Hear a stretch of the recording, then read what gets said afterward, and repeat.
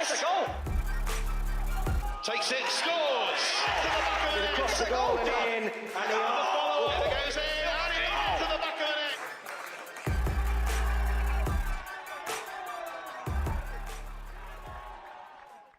Hello and a warm welcome from Havant and Waterlooville Football Club for the opening fixture in this season's Inter-Services Under-23 Football Championship as the defending champions, the Royal Navy, take on the British Army. As I say, last year the cup was the Royal Navy's. Let's find out how they triumphed.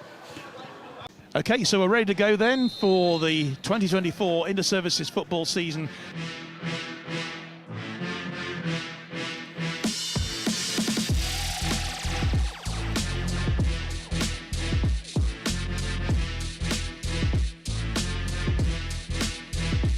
Sends the keeper the wrong way, right down the middle.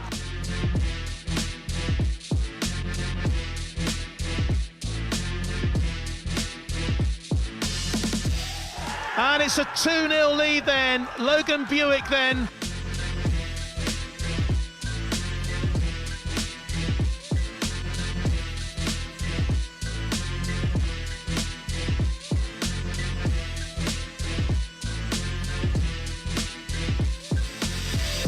Into the back of the net.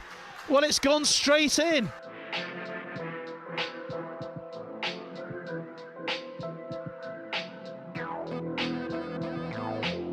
He scored. James has scored.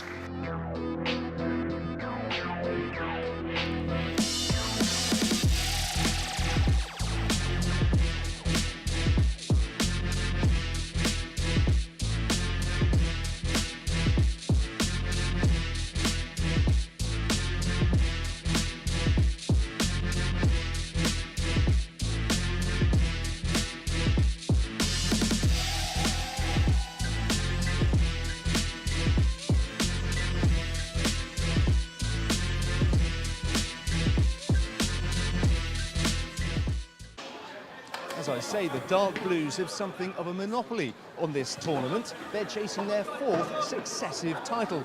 We shall hear from their camp in a wee moment. But first, let's find out how the Army have prepared for this year's competition.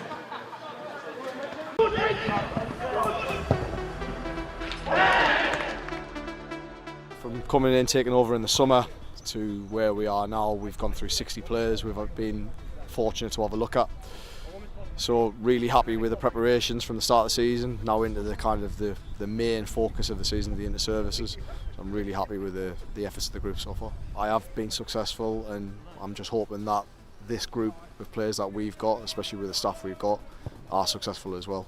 For us, it's just focusing on us. We've got a really good, talented group, and as long as we get the best version of the group we've got, I'm confident quietly that we can do the business. I think the Navy have proved themselves over the years to be a formidable outfit, but at the end of the day, all we can do is focus on ourselves and making sure that we're 100% fit, we're focused, and we give a good kind of attitude and application of ourselves.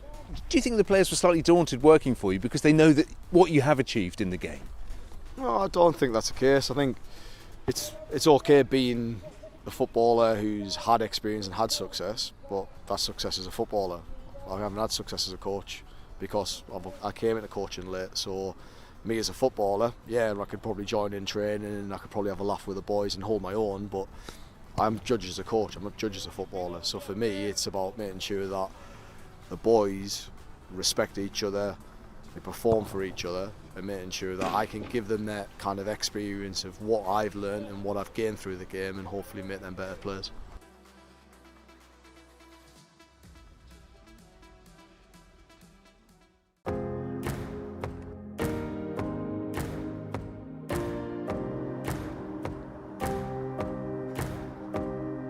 Yeah, it's a great place to be. We're surrounded by excellence and professionalism.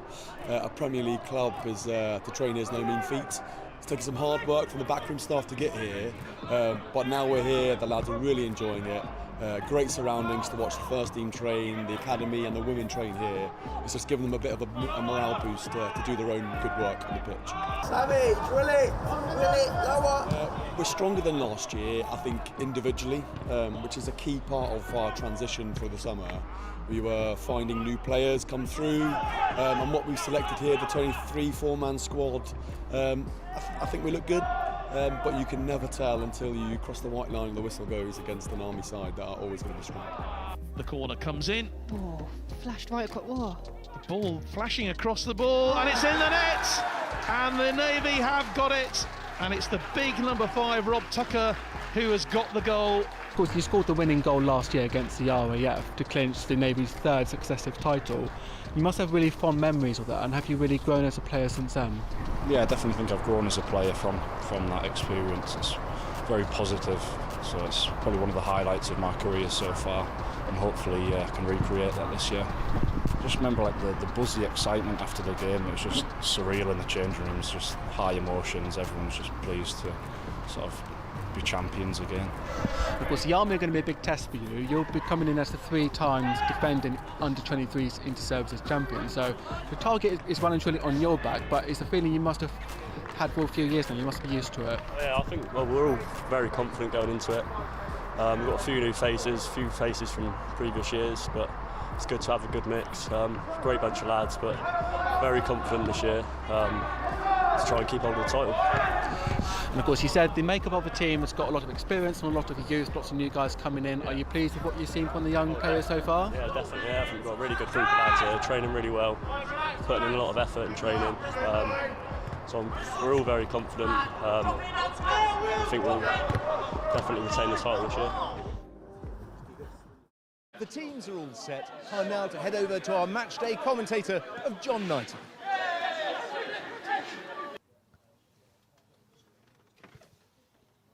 How are you? Thanks for being there. Thanks very much indeed, and a very warm welcome to Wesley Park here at Havant and Waterlooville, which is the venue, of course, for this opening match in the 2025 Inter-Services Under-23 Football Championship.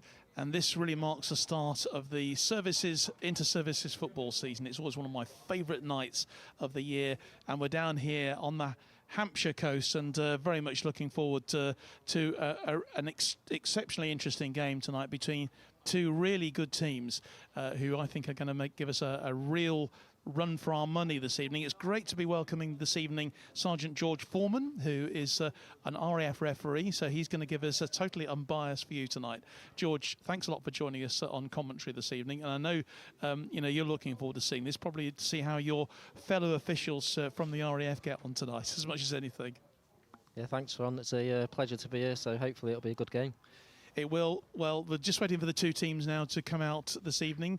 And of course, every match in this Inter-Services Championship, there is a trophy to play for. This evening, they'll be playing for the Joe Collins Trophy. which is a celebration of one of the great men of Army football, Joe Collins, who it was a great pleasure to celebrate his Lifetime Achievement Award, of course, last November at the Army Sports Awards. The Joe Collins Trophy is what's up for grabs tonight. As we wait for the players to come out, maybe we can actually take you through those two teams as we're just awaiting their arrival. And we'll start with the home side, the Royal Navy, in action this evening.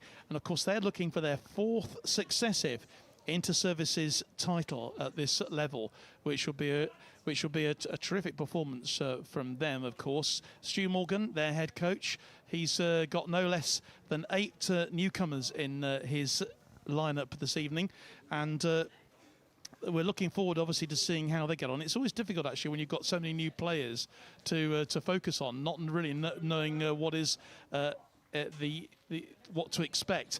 But there are some players, of course, in that team who we know exactly what to expect from.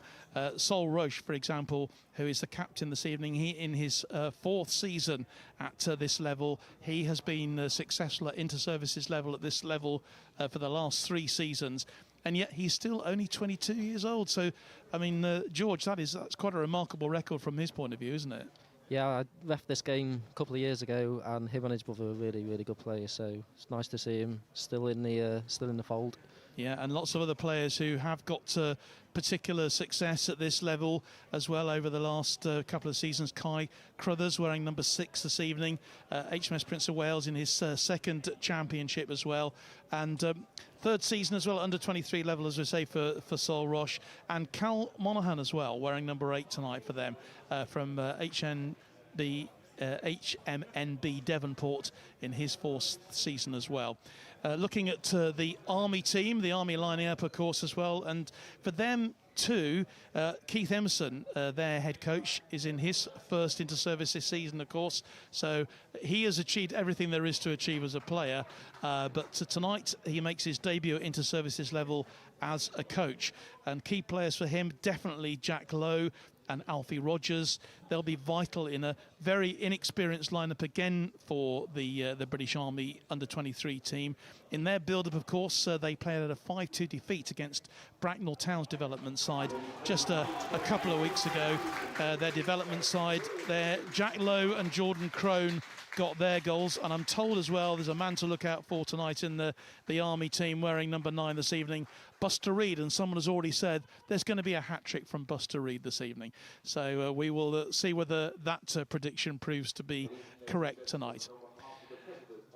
Teams now lining up for the national anthems. Before that, they're going to be introduced to the VIPs who are present this evening. Captain John Gordon, who's Executive Chair of the Royal Navy Football Association, and Lieutenant Colonel Tony Frank, Trustee from the board member of the Army FA as well.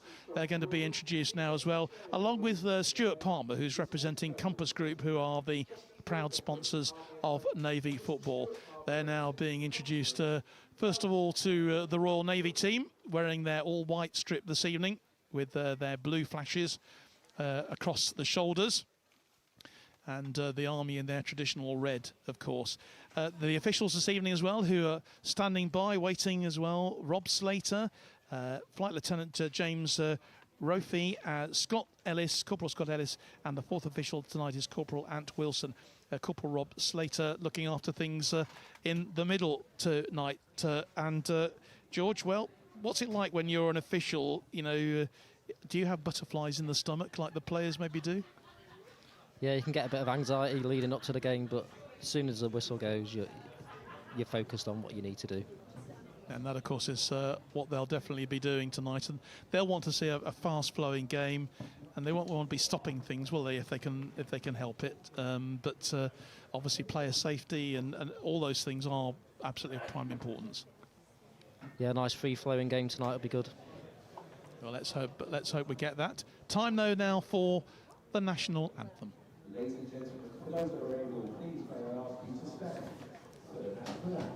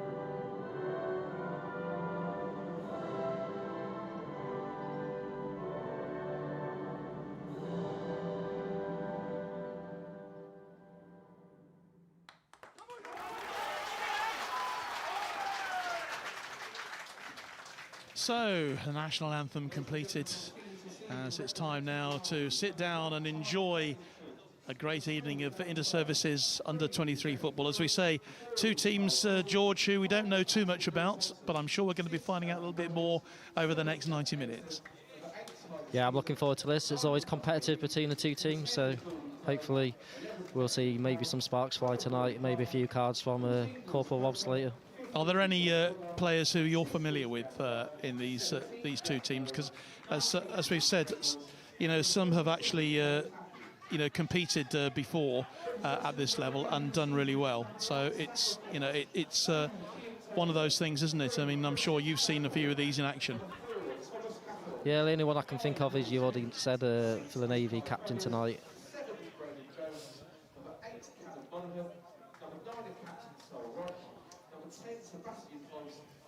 Just going through the two teams at the moment then. Keith Emerson just doing his final G-up of his players, as is Stu Morgan for the Navy. And make no mistake, this might be under-23 football, but these players are as committed as they would be if they were playing in the FA Cup final at Wembley. It really means an awful lot to them. And of course, the other thing as well is the head coaches will be here as well tonight, or watching our live coverage this evening, and keeping a very close eye on how they're getting on, because, well, there are always places available in the senior teams, so there's a lot at stake. Two captains just making their way to the front now. Captaining the Army this evening is Signer Luke Thompson. Luke, who has never represented at this level before. He's never played at the inter-services level, but he's straight in there as captain.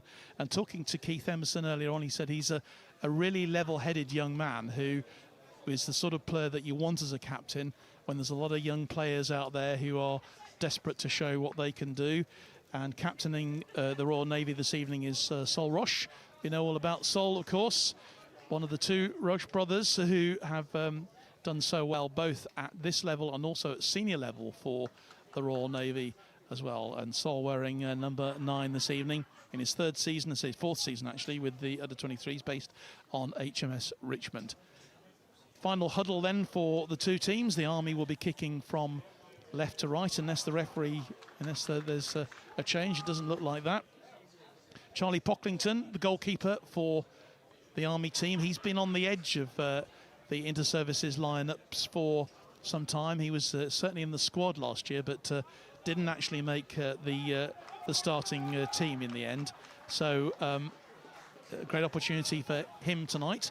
It's going to be the Royal Navy who are going to be kicking off this game in their all-white strip. So away we go then for the 2025 inter-services football season. The Royal Navy against the British Army here at Havant and Waterloo's will at their Wesley Road ground tonight. Good crowd here, and there'll be plenty of partisan support. I'm sure there's quite a few come up from the Navy tonight, and probably quite a few as well watching from the Royal Air Force, because of course they kick off their season next week at in West London in their opening game. So we're looking forward to that as well. The RAF under-23 management team are here. I've already seen them tonight, John.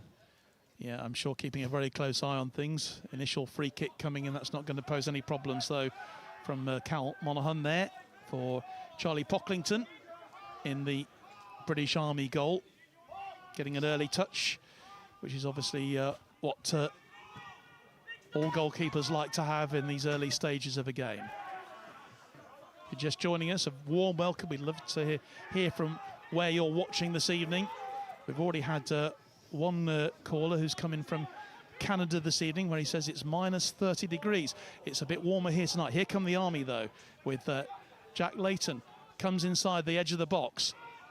Army still putting the Navy under pressure, and that's a great opportunity there, and it was Declan Howe who was on the end of that. Great move from the Army. A real opportunity for them there, George, to stake an early claim. Yeah, number 22, was it? Yeah, actually, he is wearing number 22, and I haven't actually got a number 22 on my team list. That's the first real chance. Yeah, first real chance for the Army. we think it's Emi Taki, actually, who was there with the opportunity. So we think that, yeah, it was Emi there, yeah, Femi Taki wearing number 22, who had the opportunity there for the Army early doors. But it's come to nothing. The Army making a good opening pressure in these first few moments of the game. Fast start to the game, this. But the Army in a bit of a pickle there, and goalkeeper not too happy with his defence there, Charlie Pocklington. He come well out of his area. So a little bit of disagreement there in that Army box. Maybe the Navy's going to exploit that during the course of the game. Forward, out to Jordan Crone. Crone again. The Navy have had a really good couple of weeks preparation. They've certainly had the last week at Southampton Football Club at their training centre. They've been training alongside the Southampton team. Not quite sure how valuable that is at the moment in terms of how well Southampton are doing, but certainly to have the facilities that they've been able to use has been terrific.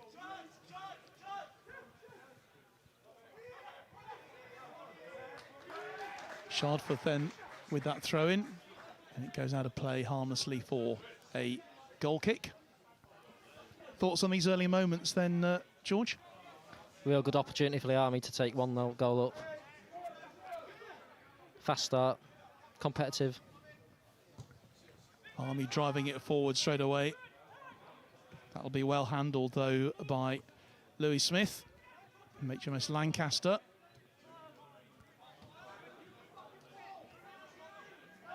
Pretty frantic stuff in these opening moments. Hopefully it'll settle down in the next 5-10 minutes. Smith plays a nice ball out to Braden Jones there on that right-hand side. An overlap has been found. That's a really good overlap into the box. But unfortunately, he's still going. That was a great bit of work then from Sean Taylor there, the right back, going in, but just couldn't quite control it in those crucial moments in the box. But that was a really good bit of foresight there from the Navy.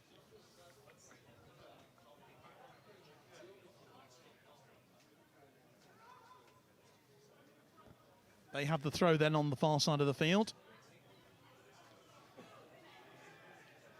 Thomas Catherine's ball goes out. It'll be another goal kick.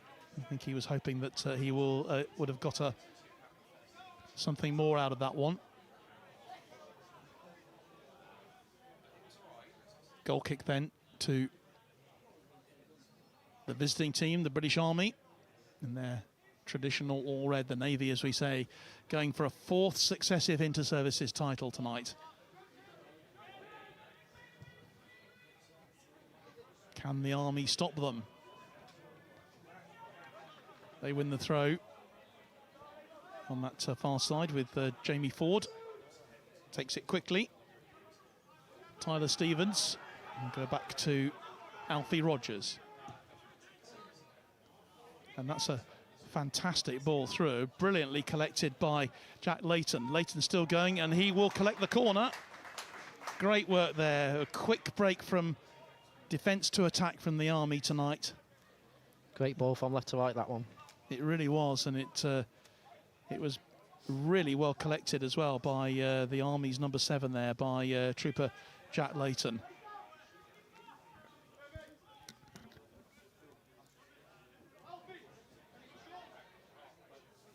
So the first corner of this match, just over 5 minutes played in this opening game of the inter-services season.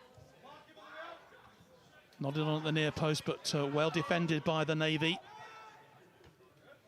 Danger not over yet, though. Still trying to get it cleared, but the Army still have it. Budd gets the cross in, defended by the Navy. And back to help his defence is Braden Jones. But the danger's still not over yet. Here's Jamie Ford. And that's a really good cross. And a chance for the Army, surely to score. Great save from the goalkeeper. But the Army still pressing, still looking for that goal. And it has gone in, and it's taken a deflection, a wicked deflection. And it's the Army who have the lead. And it looked very much like their number 8, Tyler Stevens, who got that final shot in. The ball banging around the box for such a long time. Indeed, it was Stevens. It took a wicked deflection in the end, I think, off Louis Smith. And it's given the Army an early lead here in this Inter-Services Under-23 clash. They lead by 1-0. Quite a goal there, George. Yeah, harsh on the keeper, I feel. He pulled off 2 good saves there, and then, unfortunately, deflection. He'd already gone for the dive, and it went straight past him. Yeah, Tyler Stevens, I'm sure, will claim the credit for that, but it did take a wicked deflection in the end. And I think VAR gave it as an own goal, John. Well, that's an interesting refereeing decision, because if the ball is heading for on target and it takes deflection, doesn't that actually count as the goal? But I need your official view here as an official, George. Okay, so if you're saying it's an own goal, we may have to credit it as an own goal, but I would suspect that will probably go down as a genuine goal there for Tyler Stevens. But yeah, whoever scored it, it's a great start for the British Army here. They lead by 1-0 in a really open, fast-flowing opening couple of minutes here at Havant and Waterlooville. Army have started the strongest here. And here they go once again, but an offside. I think there was a clear offside flag there. First offside of the game. Yeah. Buster Reed was caught offside there, I think. I don't think we needed VAR for that one. Yeah, I'm not drawing them lines on tonight. No parallel lines involved here this evening. So what can the Navy do then to get back into this? Here's Louis Smith. The Army collecting it well, but the nice work from Seb Hobbs there for the Navy. Place it across as far as Monaghan. Navy get the shot in. And there was a save in the end from Pocklington, so the Navy responding. Nice build-up play there for the Navy. It was good build-up play from them, but maybe the shot just lacking a little bit there. Didn't really put Pocklington under too much pressure. Can't blame the pitch tonight either. It's nice, flat 4G. Yeah, and of course we had quite a shower of rain about an hour before kickoff. It was raining quite heavily here. We were expecting a shower to pass through this particular area of the country, which it did. So the ball is really fizzing off the surface, which a lot of players will really like, obviously, on this artificial pitch here at Wesley Road. It's all about the first touch tonight for the players out there. It is. Luckily, everything all right as far as that injury is concerned. So it will be a drop ball in favour of the Army.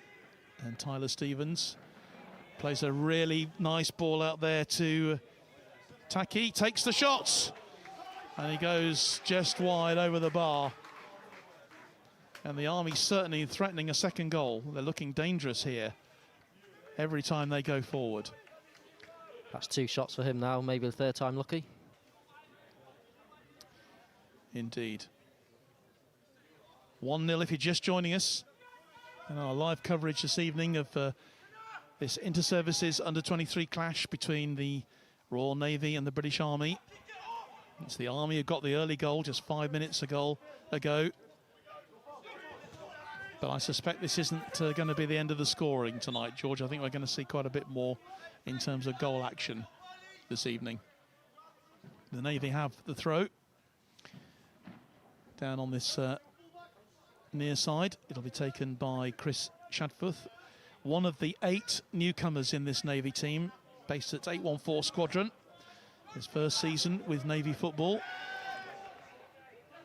He'll get another chance with another throw.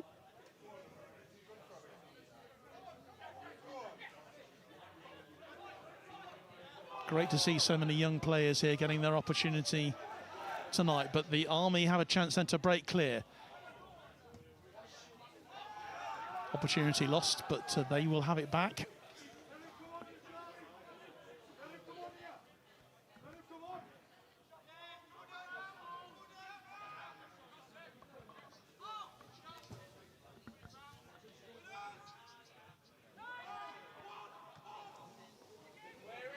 Living a bit dangerously in their box is Sean Taylor there. Eventually gets it clear. And eventually the Navy will break down that right-hand side, but the damage half cleared by the Army, but the Navy still have it. And they bring it forward now. That's a hopeful ball wide onto this left-hand side. Just a bit too hopeful for Shadforth to catch. Unable to make that one. I think that was the right idea, just put too much on it. And it's difficult to, you know, a pitch like this, which, with as we say, the ball is going to skim off the surface, and so therefore it's going to move really fast, isn't it? The Tyler Stevens goal separating these two teams at the moment. But the Navy looking very assured as they push forward now with Braden Jones. Jones takes the 1-2 with Roche. And Roche will be asking for it back, gets it back. He gets the cross in. Doesn't quite get as much pace on it maybe as he wanted. The Navy still with a chance to build. Here's Kai Crothers, rather. Good challenge, good tackle, and the Army bring it forward now with Leighton, Jack Leighton. Here's the goal scorer, Stevens. Lovely ball across, no flag goes up. But Sam Kellett, ex-Blackpool goalkeeper, is on hand there to pick up the damage. Getting pretty feisty and competitive in midfield, as you would expect.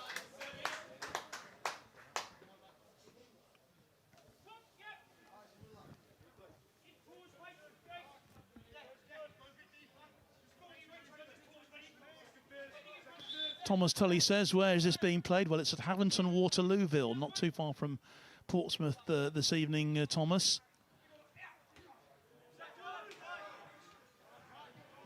Keep those messages coming in. We'd just like to know wherever you are this evening, wherever you're watching. If you're far afield, far away, then do tell us, as you're all part of the Forces football family tonight.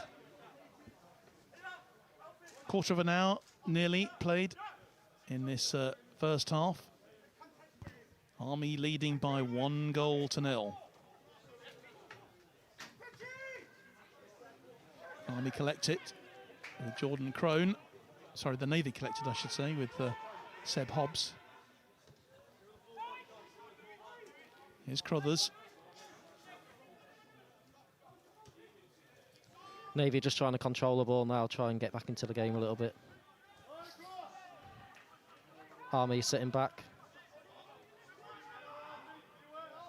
Yeah, the Army, we've already seen how quick they are on the break, and maybe that's something we're going to be seeing a bit more of tonight, with them using their pace to get themselves forward. The back four very, very strong at the moment. But this is good work for the Navy. Opportunity on the edge of the box. Ball comes across the field, and it's going to be touched home. It is touched home, and the Navy are level, and that's Cal Monaghan who's got the goal there to level it at 1-1 after just 15 minutes. So, 2 goals already in the first quarter of an hour. Great work with Braden Jones there and Sol Roche as well. But the man who put the ball away in the end was Cal Monaghan. Little Cal, as he's known from Devonport, using all his experience to touch the ball in. No chance really for Pocklington there. Very well taken goal. Yeah, that was a great through ball. Great through ball by Sol. And a great cross. Finished well. All evens. It's even, Stephen. And you said that the Navy were very meticulous in their approach. You were quite right there, George. The Army once again pushing forward. That is a free kick given away on the edge of the box by Louis Smith. And the chance then for the Army to respond immediately. There's a little bit of a push there went in, but some really nice play from Taki there. And it was actually Tyler Stevens who went down on the edge of the box. So they have the free kick, and this is a very dangerous position here. Can the Army regain the lead? difficult one. Not too far away from the penalty area, but this is an important one for the Navy to defend. Right on the edge of the box as well. There really is a bit of conversation going on at the moment. Is he going to go for power or is he going to go for placement? It looks to me like it's going to be a bit of each here. Free kick comes in. Great save from the goalkeeper. That was an excellent save. He pushed it away, did Sam Kellett.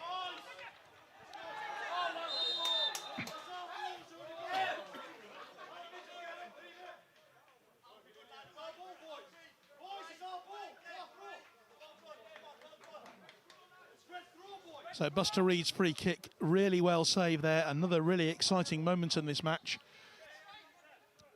And the quality of the football we've had so far, George, has been terrific. I think the keeper saw that late then. Got a good arm to it as well. Well, it went through the wall, didn't it? And yeah, it kept low. It kept very low. Alfie Budd then with the throw-in for the Army.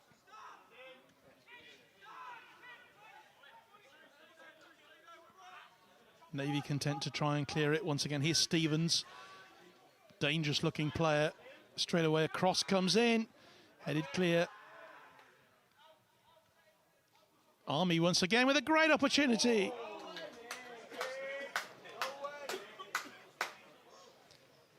Femi Taki came over to the right then. And now he's gone back over to the left. Something for the Navy to look out for.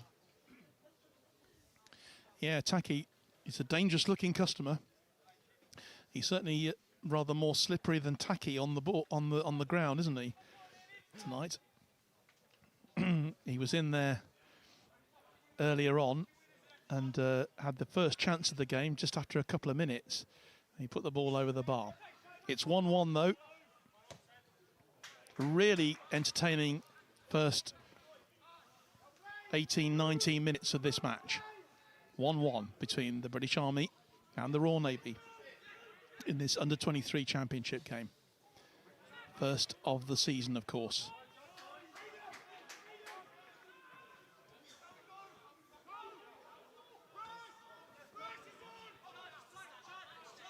Navy not concerned about, they're playing the ball out themselves pretty well.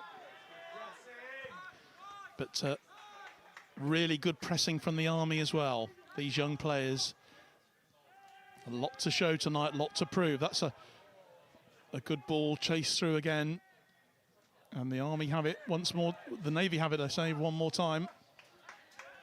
Safe into the hands of Charlie Pocklington. Greg Peel says, come on the Army, big win incoming, with an exclamation mark. Evening to you, Charlie. That's big Buster there, but well challenged by the Navy. Roche chasing after it. He's not going to get that. That's going to go all the way back to the goalkeeper. Here's Alfie Rogers. Finds Leighton. Leighton, nice control from him. Army building once more. Here's Howe. And here's Leighton again. Lovely ball, wide onto the right-hand side. Budd skims one defender, but great defensive tackling there for the Navy by Ellis Howarth. Again, another newcomer. Froggy, as he's known as. Based at HMS Collingwood, not too far from here. It's a strange nickname, that one. Yeah, I wonder why he's called Froggy. But I'm sure the Navy lads sat alongside me will be able to explain it when we have a quieter moment in this match. But there haven't been too many quiet moments yet, to be fair. And the Army's still under the pressure. That was unfortunately, the ball hit the hand there of Declan Howe, and spotted well by Rob Slater. He's done a good job so far, I think, hasn't he, George? He's allowed the game to play, but pulled up any misdemeanours. Yeah, it's been a steady game for him so far, John. I'm sure there'll be some flashes out there at some point. We are level at 1-1 in this opening fixture. If you're just joining us, the Inter-Services Under-23 Championship coming to you live here from Wesley Road, the home of Havant and Waterlooville FC. And it's been a really entertaining first 21 minutes here. We're approaching the halfway stage in this first half. And plenty to keep everybody entertained here. Good little crowd build up in the main stand here.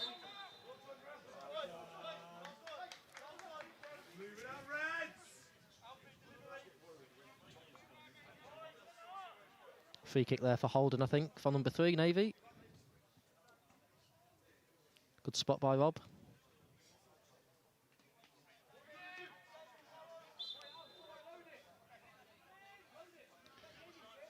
Free kick then, taken by Alfie Budd.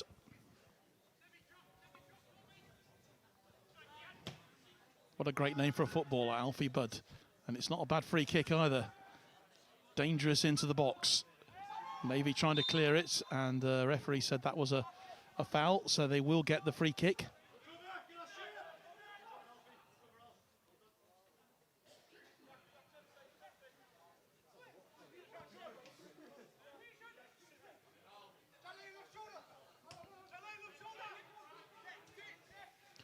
Both teams are trying to play it out from the back, which is nice to see. Except for that long ball then. You've just done the commentator's curse. Say something brilliant about a team and usually some sort of mistake happens, so. But anyway, there we go.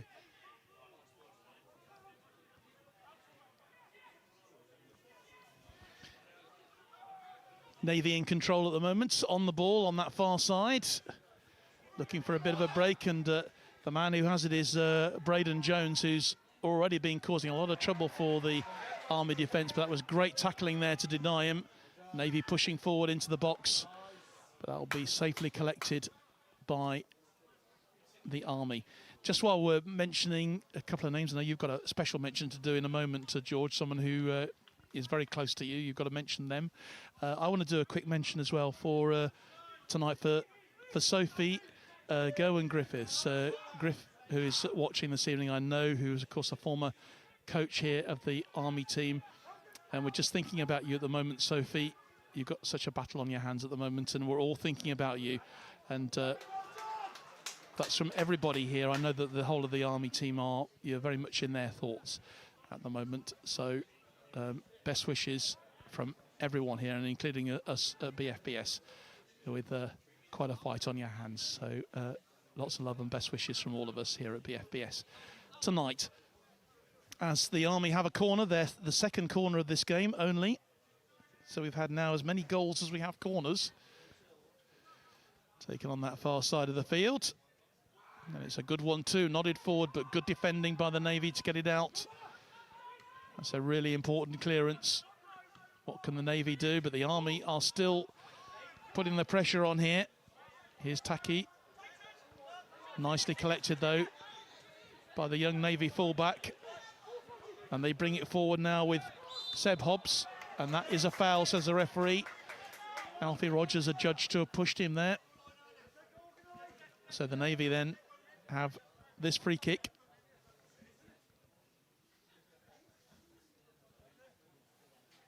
Could be a long ball into the box, this one. Yeah, they've got a couple of some big target men in there. Yeah, big target men in there. Seb Hobbs as well from HMS Sultan. Just creeping around there on the edge of the box. He makes the header, but it only goes to an Army player. Good tackle, though. That's an excellent tackle from Cal Monaghan. Here is Hobbs. Still going. Eventually cleared, though, downfield by the Army. Chased hard by Buster Reed, and he wins that free kick as well. But certainly a full-blooded challenge from both of those players, but it looks like Reed has just come off worst. He has won the free kick, though, so the pressure has been taken off the Army. Yeah, I've got 2 shout-outs to give tonight. First of all, it's my mum's birthday today. She's 69, Teresa Foreman. So happy birthday, Mum. Happy birthday, Teresa. Hope you're enjoying the coverage tonight so far and hearing your son's dulcet tones across our BFBS transmission this evening. Hopefully she's watching. She said she was. And then to my wife and Laura and 2 children, Poppy and Vincenzo. Are they allowed to stay up and watch this then? Well, he was supposed to be watching it tonight, but he got told off for not going to kickboxing. Maybe that's the reason he didn't want to hear his dad. Yeah, maybe. Free kick comes in. Good goalkeeping again. Important save there from Sam Kellett, who's made a couple of really important stops so far to deny the Army going ahead again. They led, remember, after 5 minutes with Tyler Stevens. Cal Monaghan equalising after a quarter of an hour to bring it back to 1-1. Very, very even match this, which is what we want to see. Push in the back there. Good spot by the referee. So free kick then to the Navy. Approaching the half-hour mark here. As Keith Emerson lets his replacements, his substitutes, do their first warm-up of the evening, just to keep them keep the muscles warm and relaxed. Navy free kick then. Both defences have been pretty busy there. That was Luke Thompson, had quite a job there to get that one clear, the captain. I say he's making his debut tonight at inter-services level, at any level. Looking pretty assured so far. Very quietly spoken, apparently. Not a lot of shouting goes on from him, but as the captain, I'm fairly certain that he will get done what is expected. It's always the quiet ones you have to look out for, John. Indeed, from the Royal Signals. So he knows how to communicate, that's for sure. Ball comes across. Good defensive work, though, from Chris Shadforth. Just keeping the Army at bay, but only temporarily. This is great work and still going. Brilliant work from Jack Layton. Cross comes in. It's so open, this game. It really is. It's terrific to watch.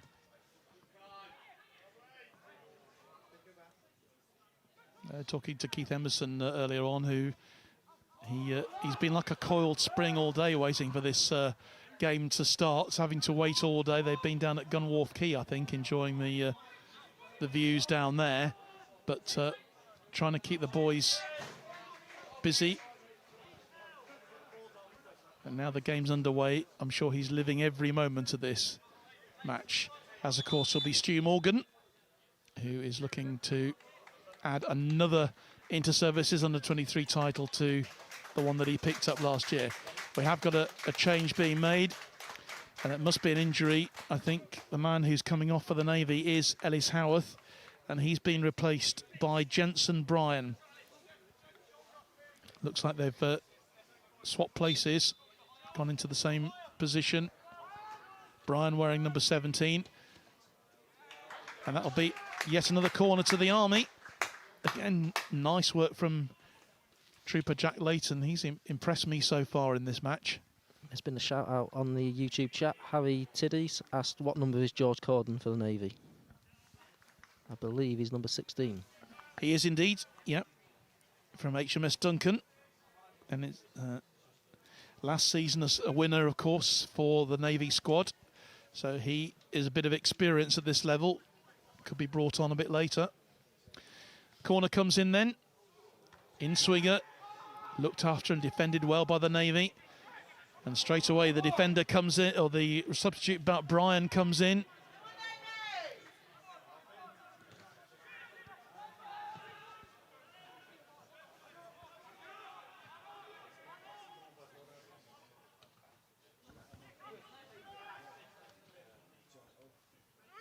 Reed going up there once more.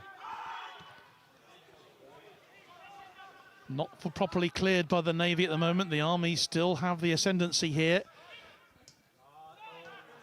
Stevens and getting the shot in. Ball goes out of play, just flicks off the feet there of Jensen Bryan. So the Army just beginning to exert a bit of dominance at the moment. George, I reckon they've controlled really the last few minutes of this game. And when we've seen the team taking the dominance in terms of possession, it's usually led to a goal.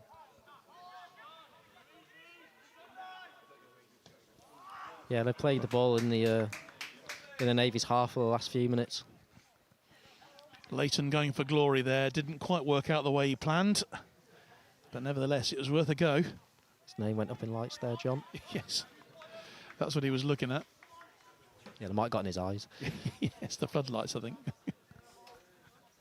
So it remains 1-1.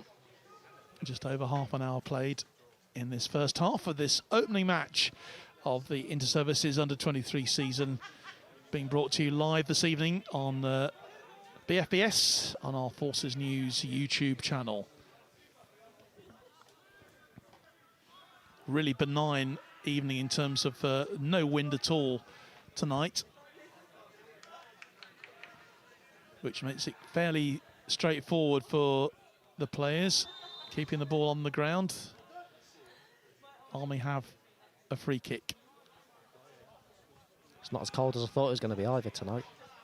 Yeah, it's a bit mild, isn't it, down here tonight? So I think we had sort of expecting southerly winds. I was watching the South Today forecast last night, and they said the winds were going to be going fairly benignly over the next few days, but we could be expecting a cold blast next week, apparently. It's not been a good start to the year with the weather. Oh, well, not complaining this evening. There's not many Under Armours on tonight either. So it's an Army free kick then. Floated in, the header goes up, but again it's cleared by the Navy. Thomas Catherine's on the end of it, but that will be yet another corner. This is the fourth corner for the Army in this first half. The Navy still to register a corner kick, and it's been pretty constant Army pressure really since the Navy equalised after 15 minutes. Yeah, last few corners the Army attackers were around the goalkeeper, so I'm not sure what their tactic is here. Well, they're certainly trying to crowd him out. Referee keeping a very close eye on that. Corner comes in, it's a bit too long for everybody. Really well hit. And the ball did go out of play, said the referee, so it will be a goal kick to the Navy. Pressure relieved on them a little bit. Declan Howell just not able to keep that ball in play. So I'll keep telling Rob, the referee, that it's his testimonial tonight, because he's nearly completed 22 years in the Royal Air Force and he is leaving after his 22. Great service, and great to see him, the man in the middle tonight. Could be his last dance. Yeah. The referee has given a free kick that looked like a handball to me. So Navy have a chance then from this free kick just to calm it down a bit, which is what they'll be after to do. Just referee having a quiet word with Alfie Rogers there. And it was actually a bit of a push. It was a push on Roche there by Rogers that the referee has brought that back for the free kick.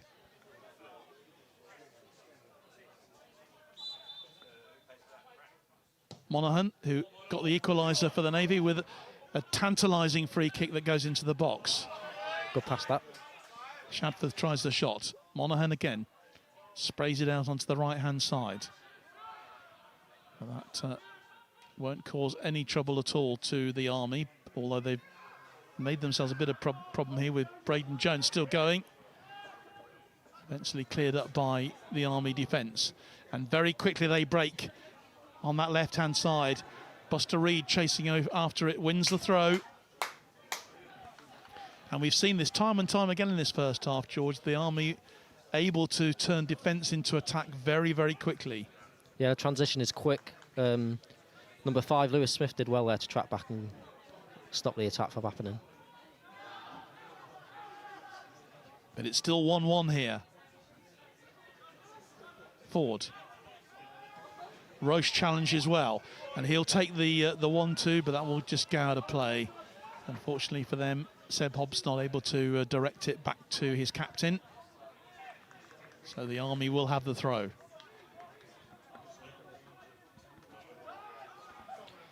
Not sure which manager will be happier at the half-time interval. Well, I think they'll both be pretty pleased with the way their teams have been playing. Very different approaches from both sides. The Navy much more measured, aren't they, in their approach, but the Army dangerous because they're able to turn defence into attack very quickly, and their high press as well has caused a lot of trouble to the Navy defence so far. Yeah, there's a bit of space in behind the Navy back 4 or 3, whatever they're playing tonight. Yeah, it looks like a 3, doesn't it? A lot of room in midfield.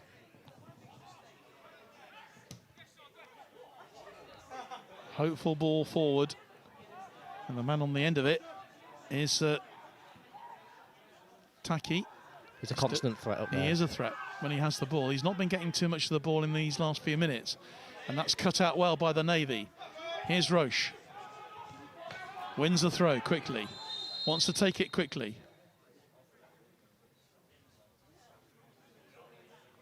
And in fact, that's going to be, I think, another free kick to the Army. And once again, referee Rob Slater is just having a quiet word with Alfie Rogers. I think he might have handled it then, you know. Yeah, I'm not sure what that was for. Maybe a cheeky little pull, maybe. Or whatever it is. In fact, it's still a throw, so it's not a free kick. So he pulled him back, but didn't give the free kick. But here's the Navy. Here's Roche. Good incoming ball. Nice turn from the substitute, the number 17, Bryant. But loses out. And once again, here comes Taki. There's that ball in behind Great again. Ball through. And here's Reed on the edge of the box. Navy once again clearing. But that pace up front is proving a bit of a headache. The Navy defence dealing with it so far, but it just makes you wonder how long that's going to last. Here's Bud.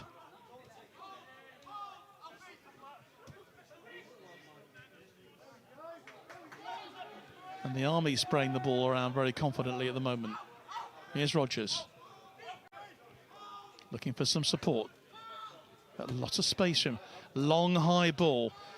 Challenge with the goalkeeper. And Taki has it. And that is going to be in the back of the net. And, well, Buster Reed has got the goal to put the Army 2-1 up. Well, 39 minutes gone here. And it's Buster Reed who's added the second one for the British Army here. And the Navy just, you know, really causing their own downfall in many ways with that high ball and all sorts of trouble created there by Femi Taki. And Reed couldn't miss, really. We were told earlier on that Reed might be on his way for a hat-trick. Well, he's got the first one. Buster Reed has the goal. The Army leading by 2-1.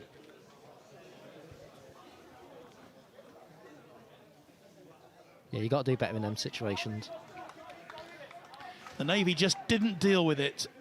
And there's been a few missed kick clearances as well tonight. Just need to stay focused and concentrate. Well, they paid the penalty there, did the Navy.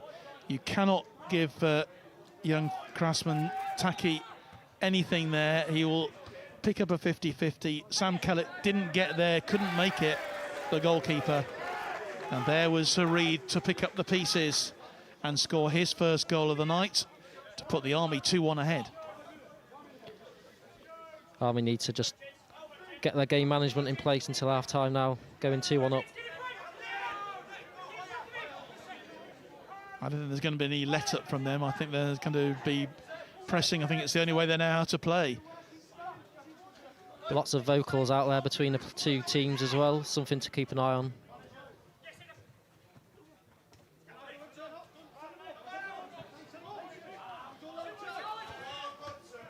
Nice work from Hobbs. Still going. He wins the free kick for the challenge. Yeah, it's for the first one, that. Pulled that back.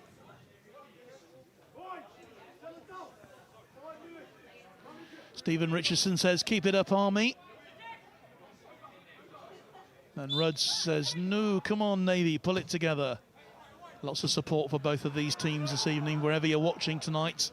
Great to have you with us for our live coverage of this season's Inter-Services Under-23 Championship. The Navy searching for another equaliser. They've got one. No reason at all why they can't score again, but the Army looking dangerous every time they go forward. Here's the goal scorer, Buster Reed. Goes deep. Roche, captain, trying to inspire his team. That's a lovely ball inside. Bit of pushing and shoving going on in the box. Army eventually scrambling it clear. And here's Taki again. And Reed. Looking for the 1-2 with Taki, who will chase it. It's a fantastic ball. It's come back for a free kick. But it has come back. Has it been brought back for the free kick on the Army player? Yeah, I believe so. Interesting.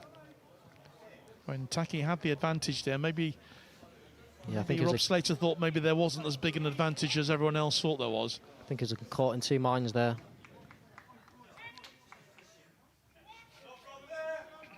Army not too worried about that. They will have this free kick. I'm sure Femi would have something to say.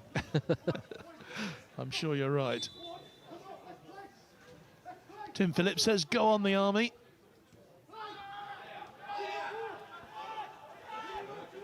There's the goal scorer of the first goal, Tyler Stevens, getting involved, coming quite back deep to take the 1-2. There he is again. Been very impressed with him so far. Rogers back to his keeper. And the ball spread wide onto the left-hand side. Here's Luke Thompson. Skipper, been very pleased so far with what his team's doing. Reed chasing after it with the big number 5 for the Navy. Ball went out of play. Louis Smith winning that one, the HMS Lancaster man. LET, marine engineer, in his second season with the under-23 team. And it's challenged once again, and Taki finds the space. Great goalkeeping again. Taki got the shot in, it was on target. And Kellett has kept the Navy in this, but once again a loose ball in midfield, nearly punished, wasn't it there, George? Yeah, I think they need to get in at half-time, regroup, some words of wisdom, come out the second half. Yeah, Taki will feel he's a bit unlucky because he's had 2 really good chances. 3 minutes of added time has gone up on the electronic board in front of us. It's been a good game of football first half. It's been a very good game so far. Most enjoyable. Corner comes in. Hits the roof of the net.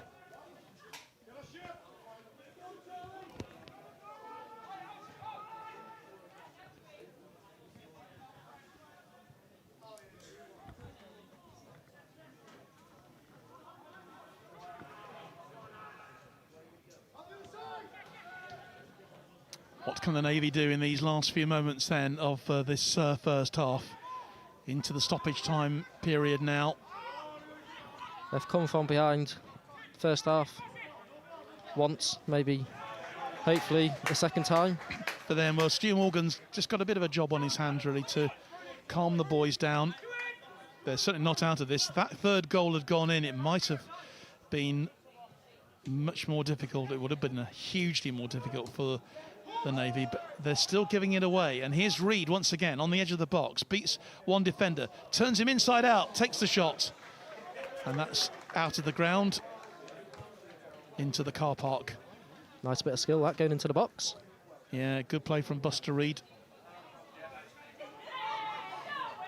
But just a few moments left then, this first half in a hugely entertaining inter-services match here at Wesley Road tonight to kick off our inter-services campaign. Remember, all the games, men and women at senior level, and these under-23 matches all live here on our Forces News YouTube channel for you. Opportunity then for the Navy. Great turn. Oh, and that's a fantastic save. What a brilliant save from Charlie Pocklington. Jensen Bryan then, well, he must have thought that was the equaliser. What a magnificent save that was. Well, I can watch that one again and again. How on earth Pocklington got that, I do not know. Brilliant, brilliant work. It's just got his hand to it and somehow turned it over the crossbar. The Navy have their first corner of this match, trailing by 2-1. This has really been a terrific first half. Don't want it to end. Cross comes in and it scrapes the top of the crossbar. And it's going to be another corner to the Royal Navy. Well, they're really mounting the pressure on in these last few minutes, these last few moments of this first half. It's an exciting finish to the first half. It's a terrifically exciting finish to the first half. It's 48 minutes gone now, so... Yeah, we're just in these last 20 seconds or so of stoppage time. The Navy got a lot of players forward in that 6-yard box. Corner comes in. Still danger not cleared as Monaghan collects it. Gets the ball in. Claims for a penalty, but the referee just says goal kick. And that will surely be the last action of this first half. The Navy just showing, though, that they can come back into this game just as quickly. What a fantastic save that was. That was a magnificent save. He was going down as well, and then... He just managed to tip it, just literally with the fingertips there. Great save. As referee Rob Slater brings a highly entertaining first half to an end here at Wesley Road. And just your thoughts on that first half there, George, because a lot to talk about. 3 really well taken goals, some defensive errors, balls hitting the crossbar, great saves from both goalkeepers. We've had it all. It's been frantic. It has been frantic tonight. It's been good to watch. It really has. So we're looking forward to a lot more of that in the second half here, then at Wesley Road. The score then at half-time. We're going to take our break here. It's 2-1 to the Army, but loads to play for in the second half here at Havant and Waterlooville. Please join us again for the second half, coming up very, very shortly.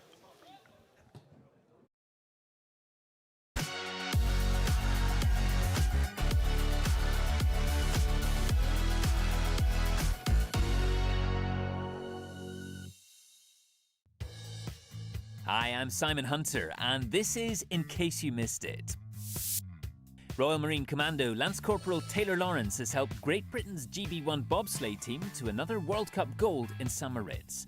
Lawrence, along with pilot Brad Hall, Leon Greenwood and Aaron Gulliver, beat Germany's Francesco Friedrich for the second time this season. They now sit in second place in the overall World Cup standings, heading into the European Championships in Lillehammer. Stepping on to the world stage, Army biathletes Private Ollie Welsh and Officer Cadet Will Mead will represent Great Britain at the IBU Junior World Championships in Sweden. The announcement of their selection became known right in the middle of the Inter-Services and Army Nordic Skiing Championships, also known as Exercise Rucksack, which are currently taking place in Ruhpolding, Germany. The Junior World Championships will run from the 26th of February to the 5th of March. In Rugby League, the British Army and the Royal Navy have seen their Challenge Cup campaigns end abruptly, with both military teams suffering heavy defeats in the second round. The Navy endured difficult weather conditions against Workington Town and Portsmouth as the League One outfit thumped the military side 56-0. The Army didn't fare much better in West London, where they were soundly beaten by West's Warriors 36-18. All 4 military teams have now completed their journeys across the Atlantic in the world's toughest row. Beginning in December, they rowed 3,000 miles from the Canary Islands to Antigua. This year's race included the British Army and the Royal Navy's first all-female cruise and the first all-serving military trio. You can head to forcesnews.com for more details on the military teams who took part. The champ is back. Professional Army triathlete Captain Kat Matthews has announced her race schedule for 2025 after winning last year's inaugural Ironman Pro Series. Matthews will kick her season off in Ironman Texas in April and Ironman Hamburg in June before taking on the Ironman 70.3. She will then go for gold in the Ironman World Championship in Kona and the 70.3 World Championship in Marbella. Ajax is here and is being rolled out across the British Army. We've been invited along to see vehicles arriving at their new units. This is basic training Royal Navy style. So we're in the cockpit now of the A400. This is all fly-by-wire, so like a computer game really.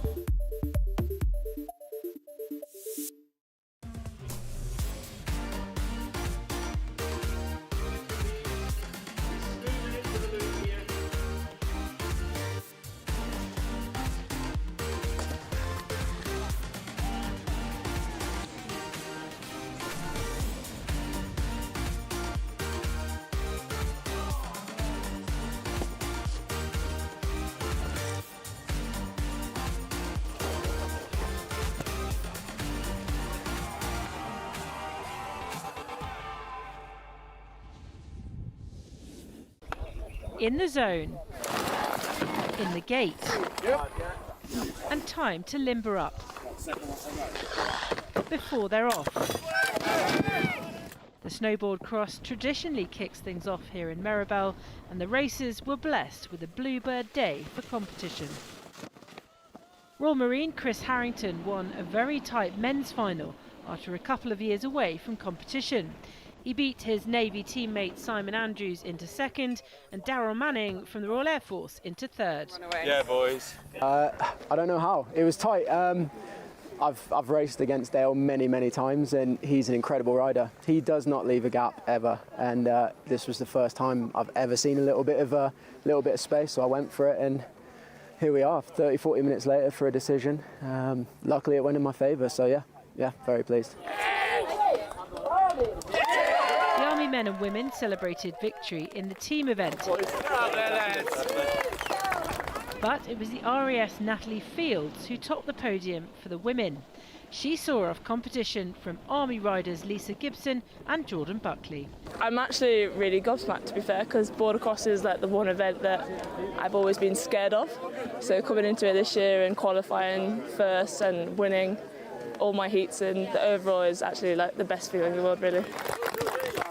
Elsewhere, the telemark sprint has again highlighted the growing rise in female participation. Georgiana Altum won it for the Royal Navy women, ahead of Army athletes Georgie Binnington and Laurie Seed. So I've been training out with the British team coach before Christmas, so I've gone from hardly being able to telemark at all, being penalised at more than 50% of the gates and disqualifications last year, to actually coming first this year.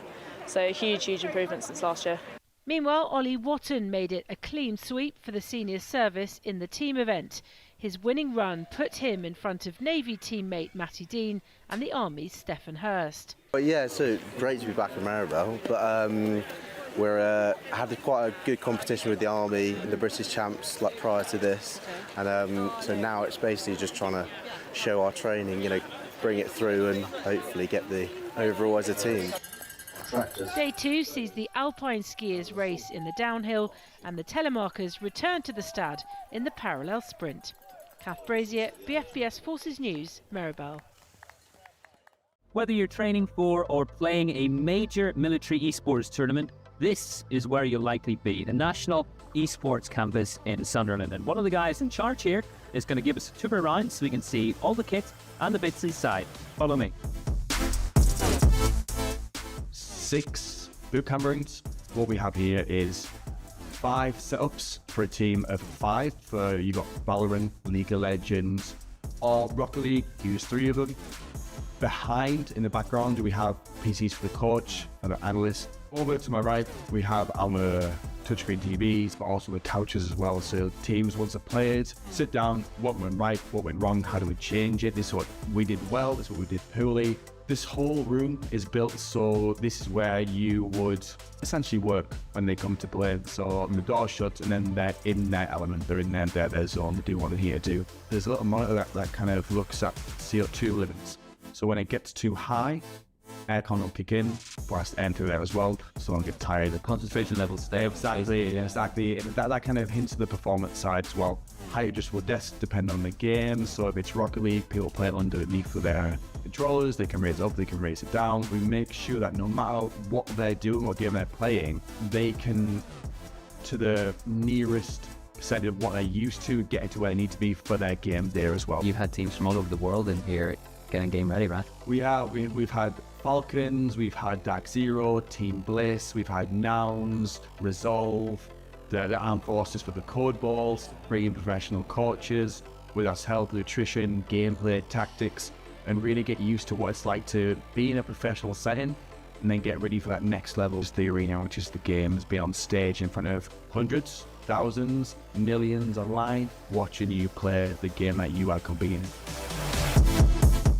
So, Gary, we're back in the classroom. Yes. Back at school. Yeah. It was like but with a bit of a twist, of course, when we look at all the kit in here. It's one of 2 PC rooms here at the facilities, and we have the same equipment that's in the performance rooms. We want to make sure that whether it's hardware or software, the students who are studying on the BTEC esports have the same quality of life that they're going to have in the industry that they have here as well. One theme that seems extremely important in here, as in the other rooms that you've been showing us, is having everyone together and that cooperation, that collaboration, because of course when they're playing team esports, that's key, right?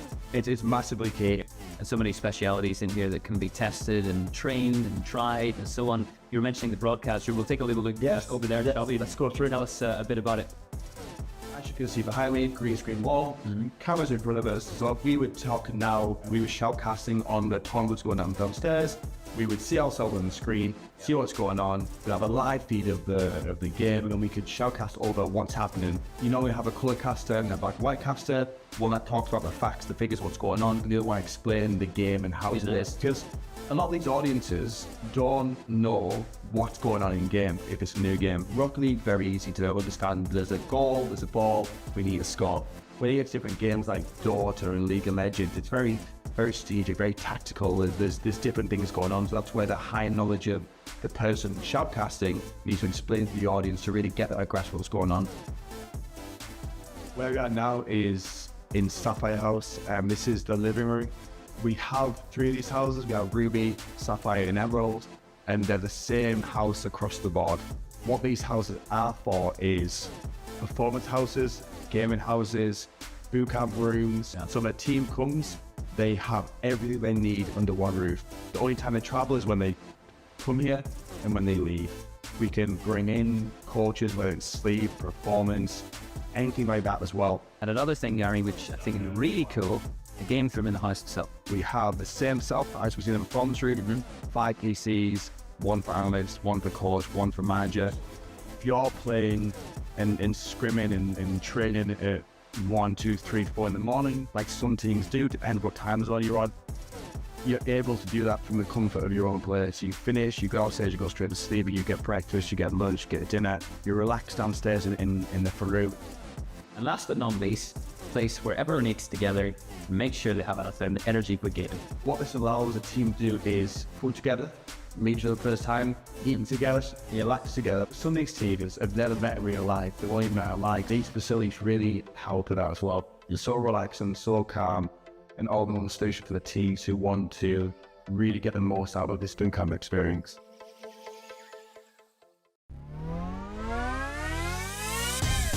Smart That's ball. a great ball. Can Walker get there? He can. The keeper kind of stuck in no man's land for a second. The ball from Holmes at the back post. Holmes. And it's a goal! 2-1 Navy! Elliot Holmes with the moment. This is great work as well. Get Shot shot comes up. in, and it's in! What a goal! Finish that is, oh, what a magnificent goal! Wow. And it's George Cross. Well, that was sensational. That was...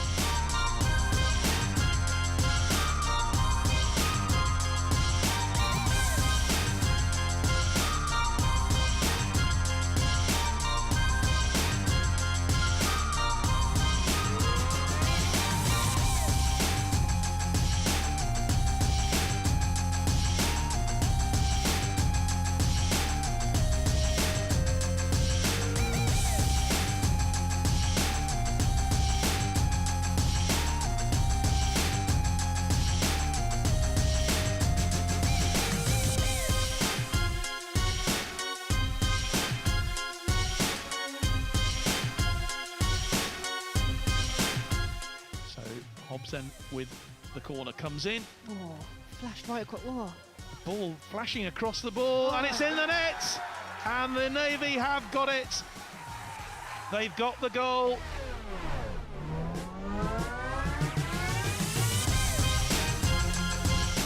That's looking for Bright, who hasn't made that extra effort. He's got Campbell in the penalty area. He's looked towards him. It's Michael Campbell. Oh, it's 3-2. And the RAF bench goes wild. He loves it in Aldershot. Absolutely loves it. A hat-trick 2 years ago. Well, he's at the double now. And the RAF have completed the turnaround. A performance, a comeback of champions.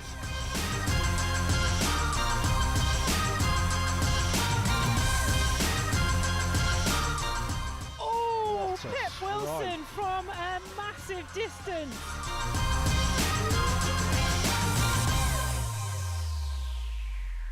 It's a great Vivek shot. Hadi. What a goal! Oh my word, what a goal! Oh my God! And that You was see Vivek that? Gurung. That was Vivek Gurung. Vivek Gurung has Oh got my the God, goal. Vivek That was- Gurung. Edith Edwards looking to show us her game. Great tackle again from Nadina Green. Strong in there. That's a beautiful ball through. And this is the chance that Barrow's been waiting for. Jade Barrow around the goalkeeper and gives the Navy the lead.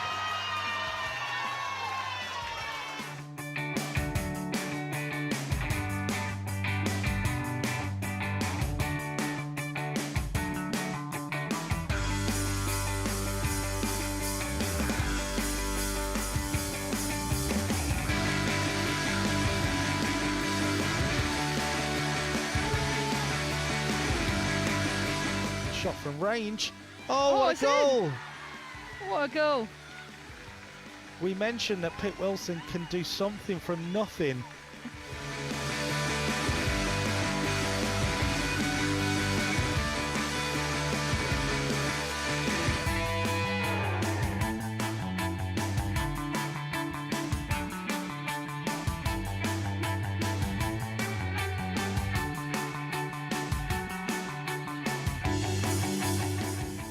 Still the danger not cleared, and the RAF have it in the back of the net. Well, that was a really well taken goal by Lucy Farrow. All sorts of problems at the back for the Army defence there. They couldn't get the ball cleared, and it was Lucy Farrow who has opened the scoring here.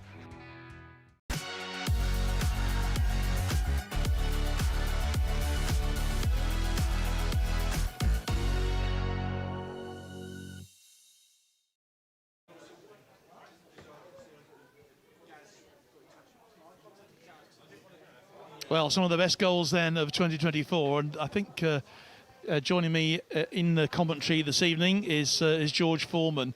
And George, I think we might have to introduce a save of the best saves of 2024-25 at the moment, because we've had some fantastic goalkeeping to keep the score down to 2-1, haven't we, at half-time in this Inter-Services Under-23 game. I mean, two sensational saves, actually, one from each of the goalkeepers, which has kept the score at 2-1. That is the score to the British Army at the moment.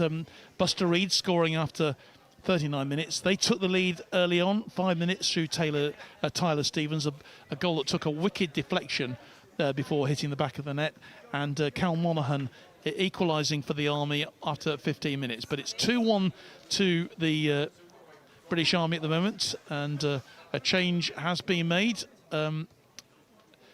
For it looks like the British Army have made a change at half-time. So coming on for them, just caught out of the corner of my eye. I didn't actually see what that change was, but we will confirm that for you as we start the second half.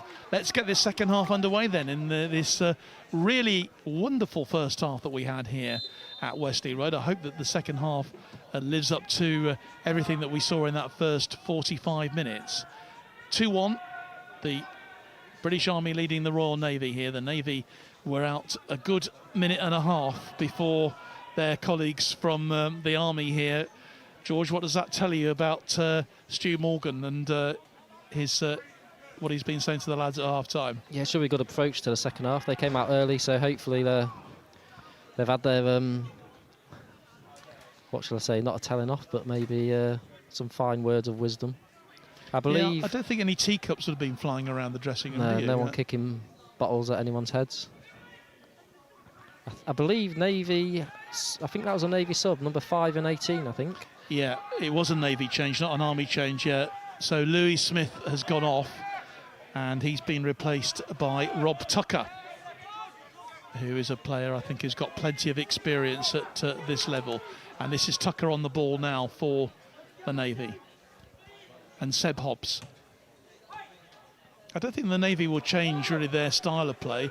What they've got to try and do is to cut out the mistakes at the back, and certainly that second goal was directly as a result of a mistake at the back. And of course it was Louis Smith who the ball flew in off him for the opening goal for the Army. Nothing he could do about it.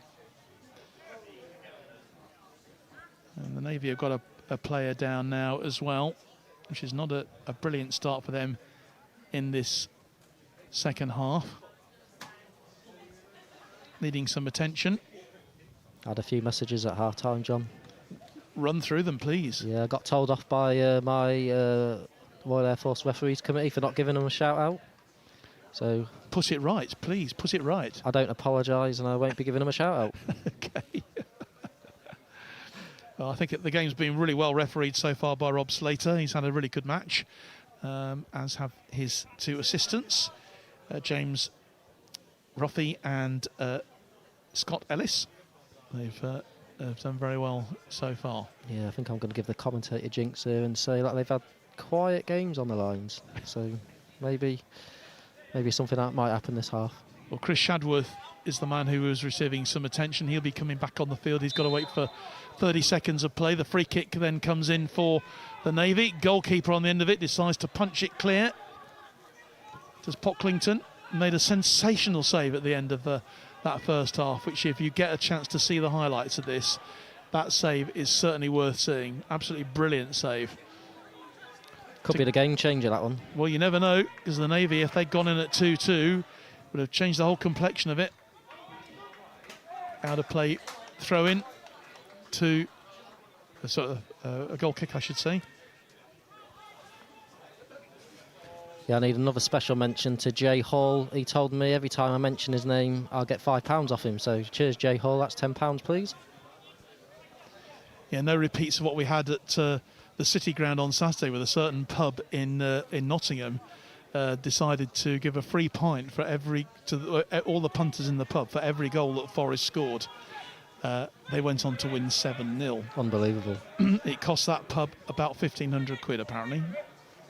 So if there are any pub landlords watching tonight, be very careful. That's what I say. Here come the Navy looking for this equaliser, and straight away here's Shadforth on that left-hand side of the field. Finds Roche, who can't control it, and the Army will bring it clear now. But only as far as the number 10 who gets the shot in. Good shot from Jordan Crone. But it's going to take a good effort to beat Charlie Pocklington, I think. Good strength there by Sebastian Hobbs. Did well. Yep.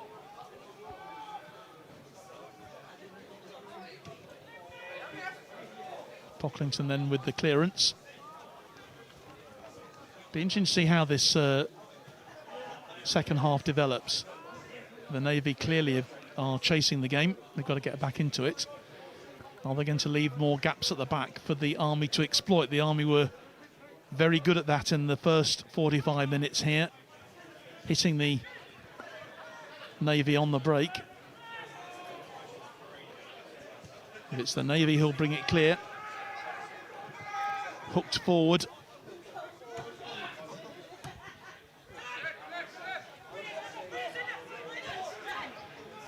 Jones.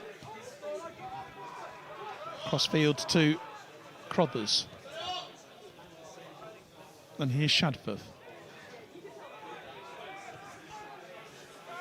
Catherine's just getting the ball stuck between his feet there. I think he played a 1-2 with himself. He did. Rob Tucker, HMS 7. Engineer technician. I think He's a player that I've seen before, so I don't think he's not one of the newcomers in this Navy team tonight. Long, hopeful ball forward, headed clear by the Army defence. Bit of head tennis going on just at this moment. Roche does well, gets up there. And Jones and Hobbs. The ball had gone out of play.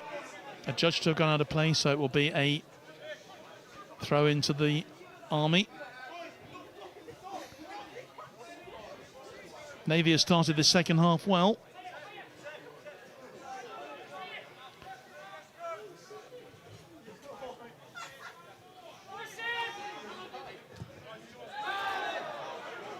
Army ball. And Jamie Ford will get the opportunity once more with the throw-in, this time into opposition territory.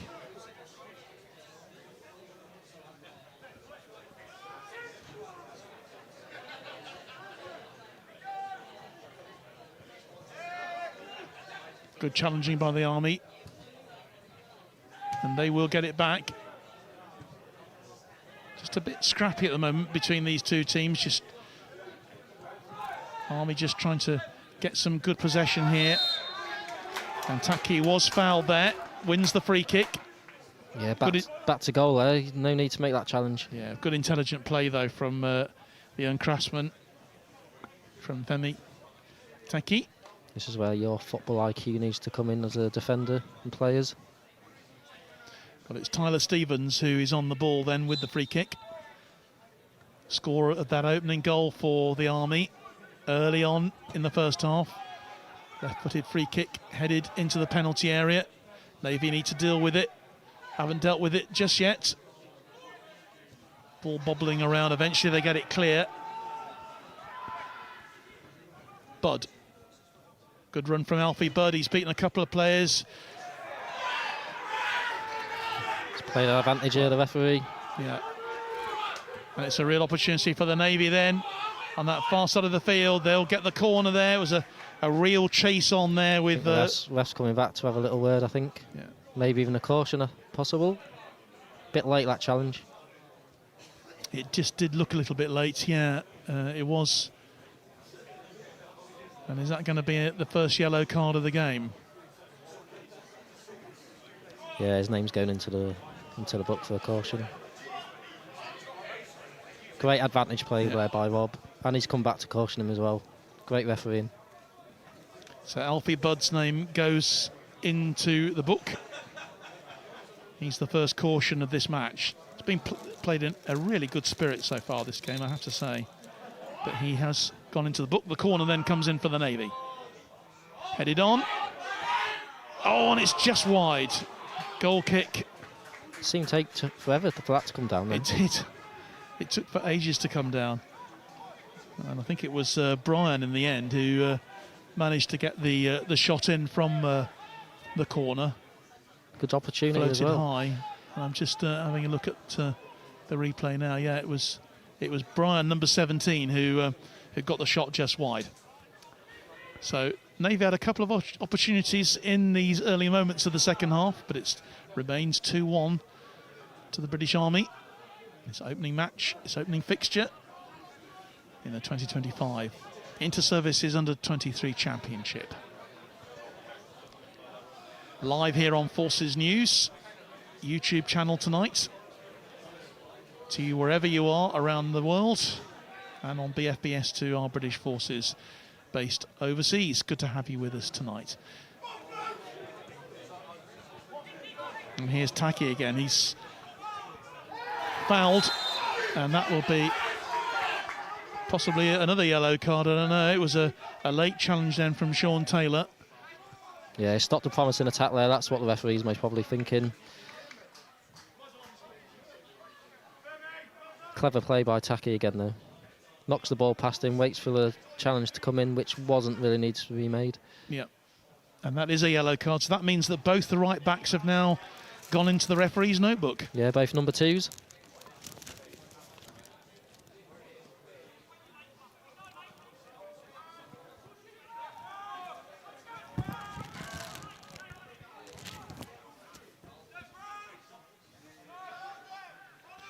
So dangerous then situation then for the Navy to defend here with this free kick.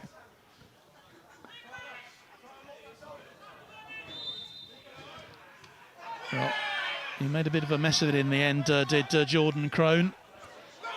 Should have done much better with that opportunity. The opportunity goes, and therefore the Navy put the pressure back on. Ref's not looking too good here. I don't know what he's done. He's getting old though. Not being ageist.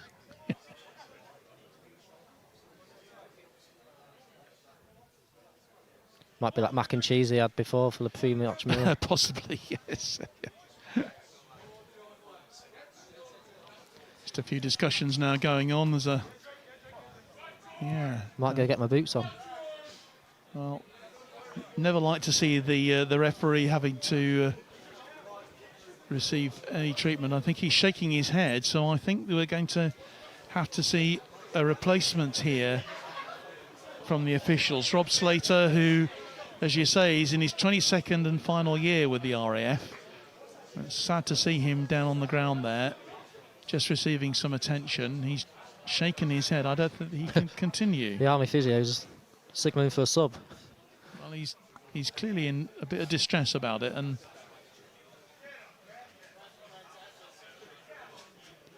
he just seemed to pull his hamstring just as he was making that decision. Yeah, Corporal Anthony Wilson might be getting his tracksuit off here to come onto the pitch. But will one of the assistants take over as the referee, and Anthony Wilson take over as the on the line? No, I think, well, James Royf is he's still got a flag in his hand, so I think Anthony might be going to have a little look. Yeah, I think one of the problems here is, have they got the right footwear? Because obviously you're not allowed to wear flat sole shoes on this pitch. Yeah, the fourth official should always carry everything with him. I think those changes are clearly being made now. And you've got a feel for Rob Slater, who's had a really good game. He's refereed this match really well so far.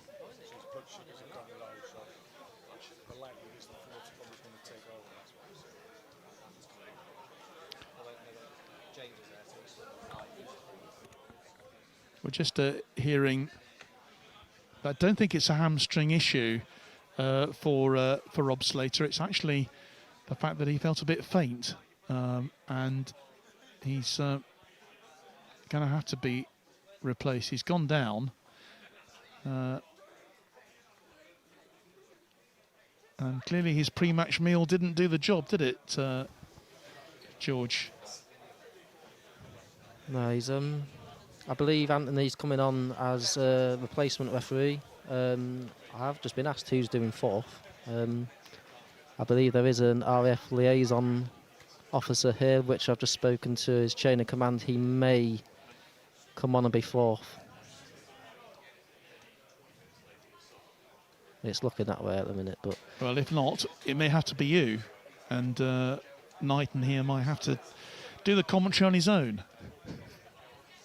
But yeah, Rob's... yeah, he's struggling a bit, and he'll get a warm round of applause, and he'll be absolutely gutted because, yeah, he's very upset. And maybe it is his last dance. I don't think I've ever seen this before, actually, George, where a referee's had to leave the field because of... Yeah, there's obviously confidential issues, but yeah, he looks like he's passing on his notes to Ant. Yeah. I wish him all the best, and hopefully he can recover quickly. He's yeah, I am just leaving the field now, and we wish him all the very best. He's actually going to come up here to the into the director's room, I think, just to get warm. And we do have just a little bit of a break in things at the moment. And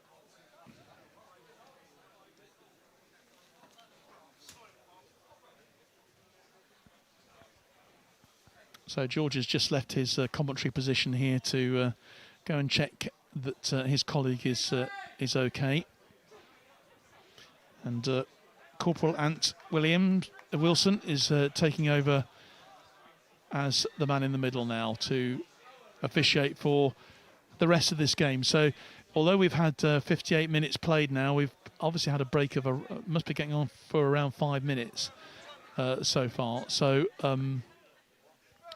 there's going to be a fair amount of extra stoppage time to be played at the end of this game. The Navy then, with Alfie Budd, is going to take the throw in on this near side, on this right-hand side as we're watching. Navy playing from left to right in their all-white strip tonight.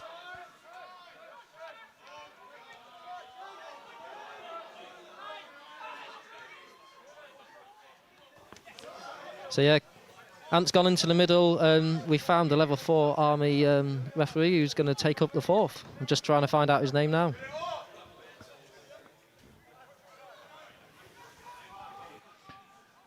But the match is continuing.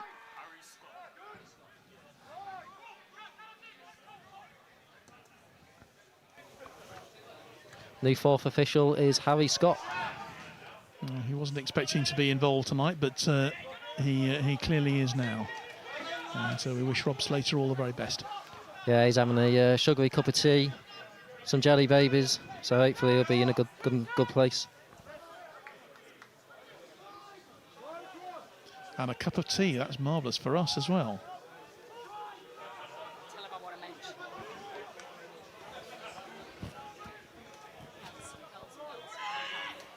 Hal said she wants a mention for that cup of tea. Thanks for the tea, Hells Bells. Tell me, did you go over to Ceylon to pick the tea leaves or something?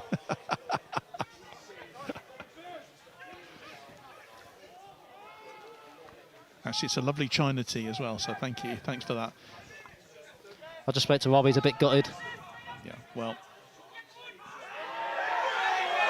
Referee says play on. That looked a hefty challenge there on Alfie Budd, but referee has said play on. Alfie is still down on the ground. It was quite a hefty challenge that went in there on him. I'm just taking a look at it again. It was Taki who went in there quite hard, and yeah, I think he got the ball, but he might have been just gone over the top of it a little bit. A few little afters, I think, happened. Alfie Budd still down there and receiving some attention. There's a couple of players going down now. Yeah. Yeah, I think cramp is going to set in here on these young players. I think you have to remember this pitch is not very forgiving at all. The 4G pitch is not forgiving at all, and already I think there are a few signs of cramp, which is perhaps not surprising at the beginning of the second half, bearing in mind that we had quite a long break at the interval, well over 10 minutes, and I think that's probably meant some of these players have come out and they're not quite up to it fitness-wise, and we are having a couple of changes now for the Army, and for them a bit of a blow for them, and Tyler Stevens is coming off, and he's being replaced by Kyle Coolidge wearing number 4, and Jack Lowe is coming on as well for Buster Reed. So Reed, who's also suffering from a bit of cramp as well, and he'll be disappointed, Buster Reed, because he scored that second goal, the goal that puts them in front, and he's clearly disappointed about being replaced. But Keith Emerson taking no chances at all with his young players. He's got enough opportunities to make some changes, and he's certainly making those changes now. So a bit of a change in formation perhaps for the Navy, for the Army. Tyler Stevens certainly played a pivotal role in midfield for the Reds. So it'll be interesting to see how this develops now. With Jamie Ford with the throw. Navy, though, just struggling to control the ball a bit at the moment.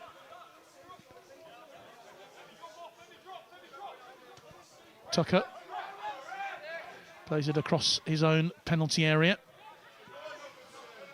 As the Navy trying to push forward now with Catherine's.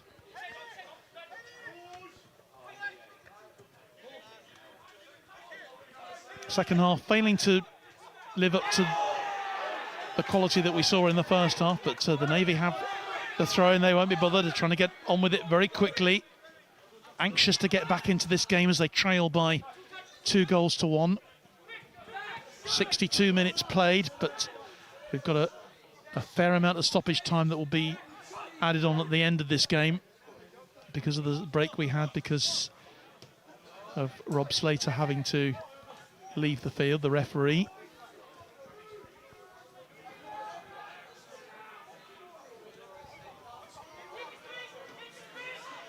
Here's Rob Tucker going down this right channel, who's looking for Braden Jones, and Jones does win the throw. Tucker again, and Hobbs.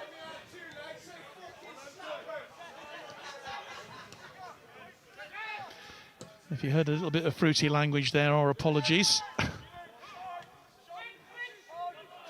Coming from the stands here, not much we can do about that, but apologies if you were offended in any way by any of the language that you just heard. Navy trying to build here, but the Army steal it. And that's a good long ball that chases on from Jack Lowe. It looks like he's got plenty of pace up front there, and clearly desire to make his mark on the game. Yeah, number 6 for Navy, Kai Crovers, I think his name is. He covered well there again, tracked his run. Maybe that's what they had a little chat about at half-time. George Salloway, a close friend of mine, he's put in the live chat, did I not fancy taking 4th? I did say I'm either going in the middle or nothing. All or nothing for you, eh, George? Yeah, that's correct. However, if did you bring your boots with you, by the way? No comment. I've got my kit on actually, already on, donned, ready. Okay. Well, we'll keep you chained up here for now, anyway, in the commentary box. Certainly for the duration of the game. Donovan Phillips says, "Happy birthday, Scotty."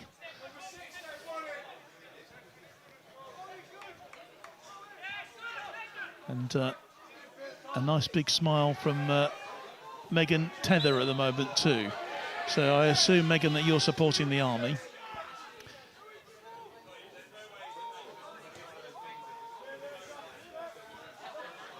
Yeah, with this second half still to catch fire, really. We had a terrific first half. It was a really good quality game. And the quality's just dropped off a bit, which is perhaps not surprising. So many changes have been made. Both teams have now made changes, just trying to establish themselves.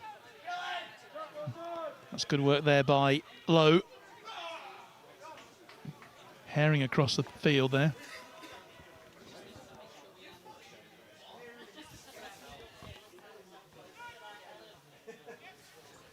And just for any of you who are a bit worried about Rob Slater, we're just taking a quick peek next door, and he's feeling a lot more perky now, which is good news.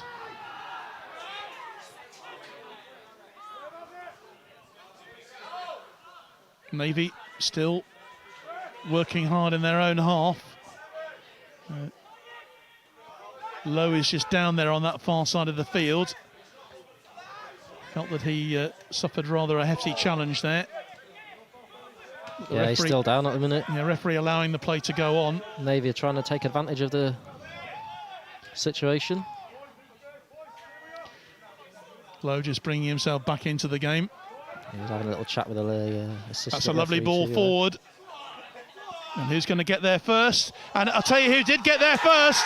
The man who got there first was the captain, Sol Roche, and that was a magnificent move. Braden Jones managing to pick the ball up on the right-hand side, squaring it for Roche, and it is 2-2. Suddenly the game has come to life, and the Royal Navy are back in this game at 2-2. Sol Roche, the scorer.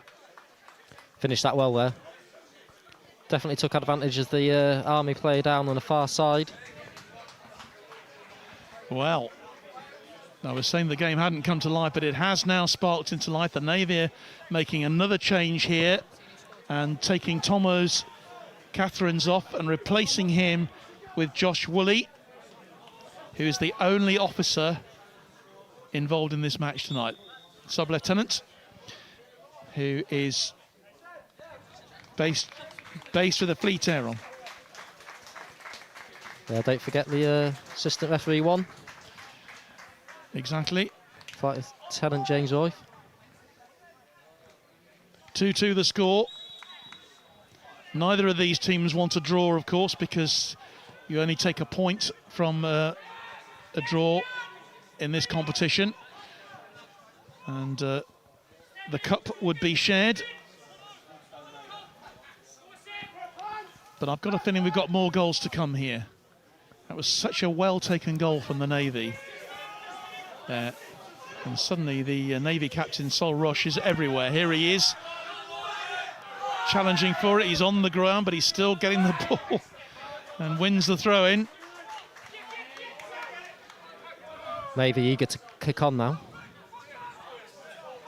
Absolutely nothing that Pocklington could do about that goal.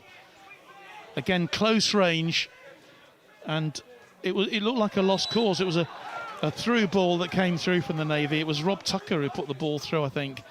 And great work from Braden Jones, picking the ball up, beating his defender, getting the first time cross in.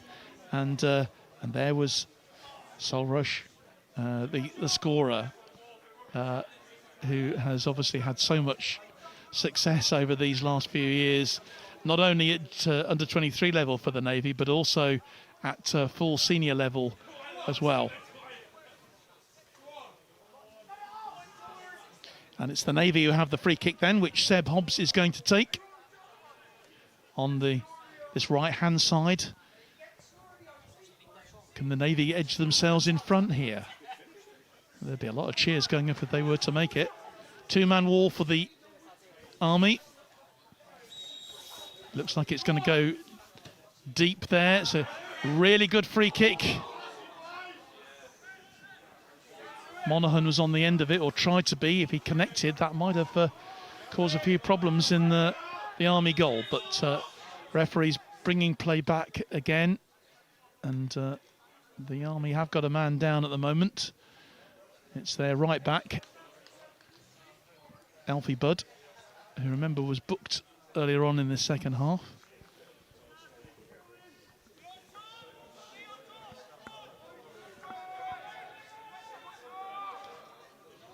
Throw in, though, on the far side to the Navy.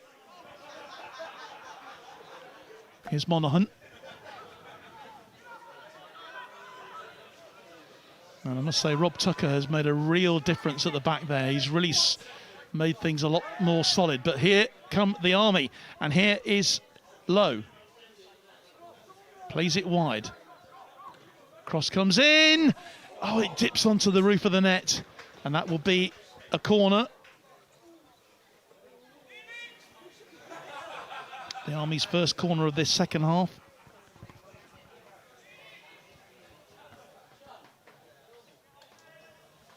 Close call, this one, isn't it, George?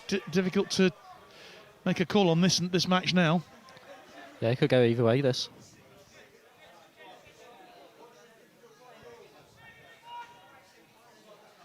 Another corner for the Army now. Floated in. Navy will get it cleared. And they'll try and hold on to it, and they've done a bit more than that. This is great work again from Jones, having a load of success on this right-hand side. Gets the cross in, defended by the Army really well. In the end, they had to bring men back quickly. The tactics really seem to have changed in this second half. It looks like Stu Morgan is almost employing the same tactics that his counterpart in the Army, Keith Emerson, employed in the first. Quick on the break, and certainly that equalizer was a direct result of that.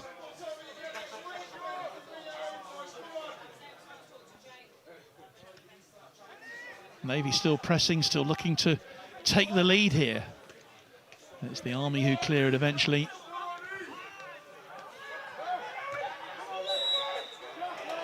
Well, foul challenge, says the referee, on Jack Lowe. Yeah, a bit of dissent coming there. Ref's having a word, setting out his stall. He's just come on. Yeah, Ant Wilson, who's come on as the replacement referee here for Rob Slater, who very sadly had to leave the field, not feeling well, but he is feeling much better now, apparently, which is really good news. So Thompson, then the captain, with the free kick for the Army. Defensive challenge comes in from Sean Taylor with Taki. And it came off the young craftsman. So it will be a goal kick, quickly taken by the Navy as they play themselves out from the back. Here's Tucker. Oh, that was a nice touch there from the referee being looked at. And look, a very late challenge there by Taki on Sean Taylor, who had beaten his man. Yeah, that's having a word. Public rebuke. Not easy for Ant Wilson coming in here now at this late stage in the game when there's so much at stake. It's 2-2. It's going to get probably a little bit interesting. Yeah, 74 minutes gone now. The players start to get tired. Maybe lose concentration a little bit. Maybe some silly tackles. Yeah, a bit of dissent is probably not surprising either. But here come the Navy. Here's a chance for them. The shot comes in and it's turned away by the goalkeeper. Josh Hogarth. I beg your pardon, Josh Woolley was the man who got the shot in there, made a bit of space for himself on the edge of the box, took the shot, and Charlie Pocklington making the save. So that's a corner then to the Navy. Yeah, he made the keeper work well there with his left foot wrapping his foot around that. Another good save from the keeper though. Was indeed. Here's another great save. Cal Monaghan, scorer of the first equaliser for the Navy in the first half. He takes the corner, comes in. A melee of players in there. Eventually the Army get it clear. It's going to start getting very, very open now, I think, this match. In fact, it's been open really from the word go. First half was some of the most open first half football I've seen for a long, long time. And now so much at stake here. The draw is probably the best result at this stage for the Royal Air Force, obviously, who begin their campaign next Wednesday.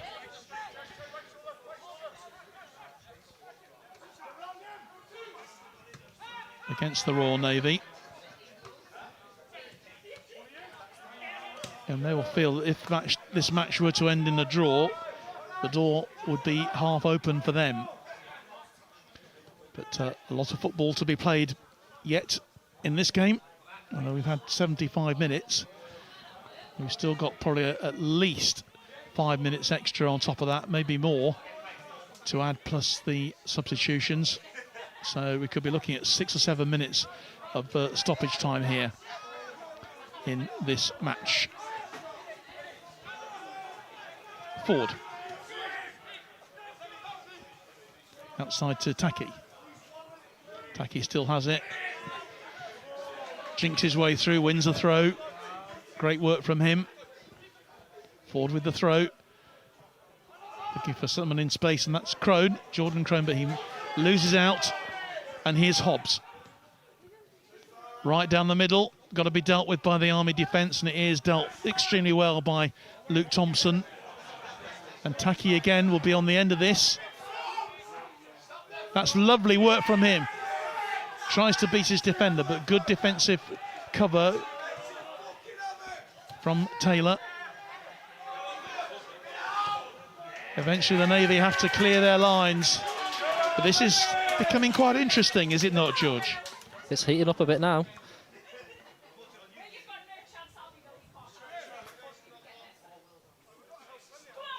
I don't know how both teams are going to play this for the last 15-20 minutes.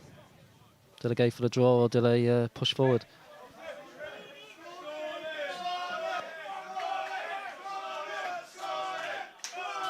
"77 minutes gone so far." Yep. But we've got certainly plenty of added time to add, as I say. Throw in, though, to the Army. On this near side of the field, in the main stand here at Wesley Road.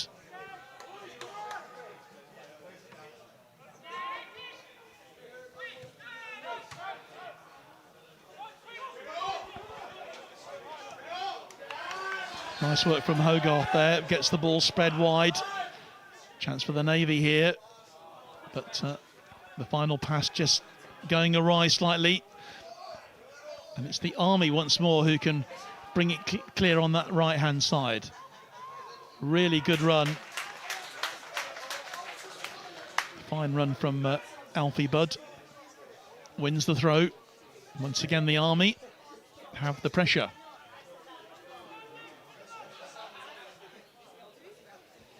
If you just joined us, you're a bit late and you've missed 4 really well taken goals and some really great goalkeeping as well, particularly in the first half. But the score 2-2, it's absolutely even Steven here, and really a very, very difficult one to call this. I was asked by George Ryland on BFBS radio a bit earlier on who I thought was going to win, and I had to sit on the fence because very, very difficult to make any kind of call in the opening match of an under-23 championship. But that sitting on the fence at the moment appears to be the right decision because we're dead level here. Lovely ball forward. The chase is on and it's won by the Navy player. Plays the ball across field. It's good goalkeeping again by Pocklington. Pushes the ball out away from the on-rushing Navy attacker. But the Navy keeping the pressure up here. That's lovely play there from Hobbs. Oh, he's done well there. He gets the 1-2 and he's still going. Referee says he's got the ball. Fair decision. Fair tackle. Here's Brian, wins the throw for the Navy. Just looking at the live chat, John, there's a lot of support for George Corden. Well, still to make his appearance, hasn't he? Must be a fan's favourite. Yeah, they're wanting him to come on.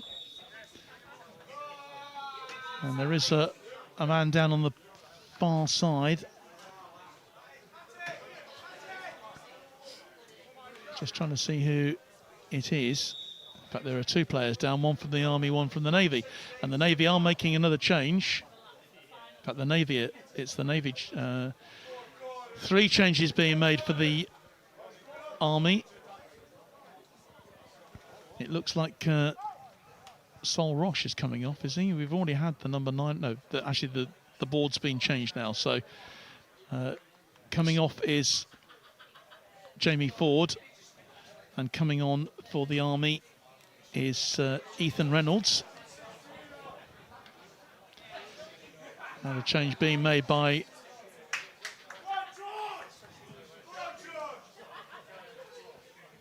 the 4th official's busy down there. Yeah. He's brand new into this today. Didn't think he was going to do this. Yeah, Harry Scott, I believe. Chance for a quick drinks break for both teams, which the Navy are taking advantage of here. Cal Monaghan and Seb Hobbs, who both had excellent games for them. Ethan Reynolds now, number 19's come on. Yeah. I wonder whether one of these substitutes is going to make a difference here.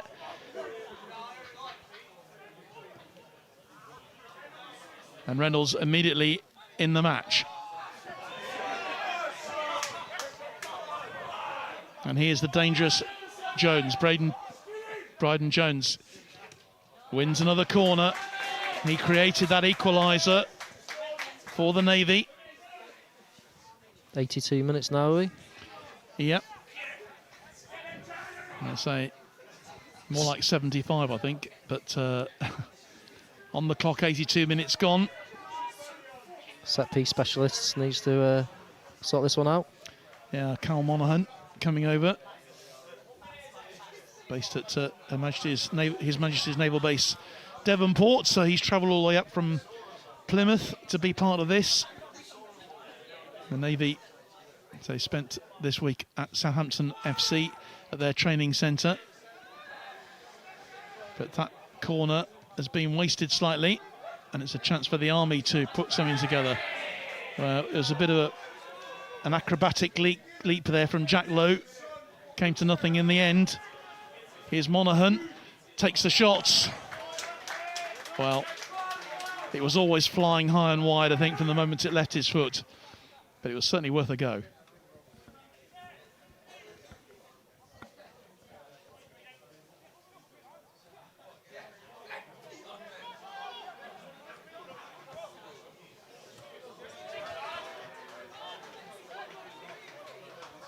Army captain Luke Thompson just rallying his troops, keeping the shape, making sure they are strong at the back. Ball went out of play, so the Army will have this throw. It will be taken by Reynolds, getting involved in the game. Tucker makes the clearance.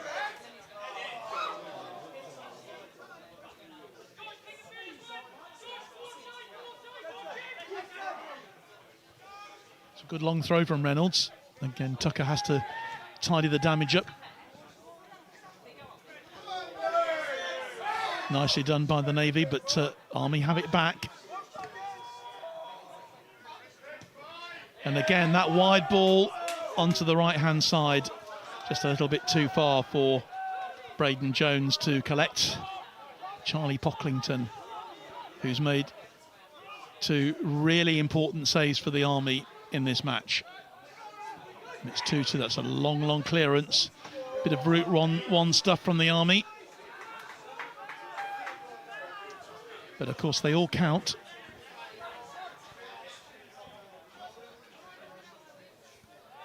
Wonder if any team's going to gamble. Yeah, the longer this goes on, you wonder whether they're going to settle for a point and then battle it out against the Air Force in their remaining games. I suspect that's not the case. I think both of them will be wanting to get the win here tonight. Here's Rob Tucker.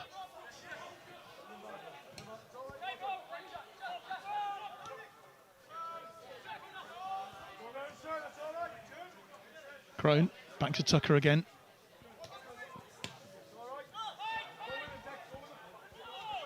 And Woolley.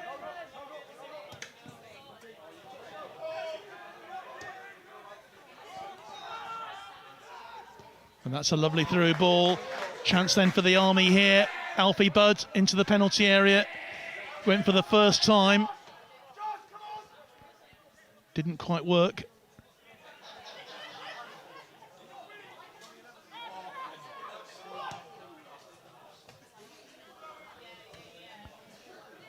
Low, outside to Dan Bonner.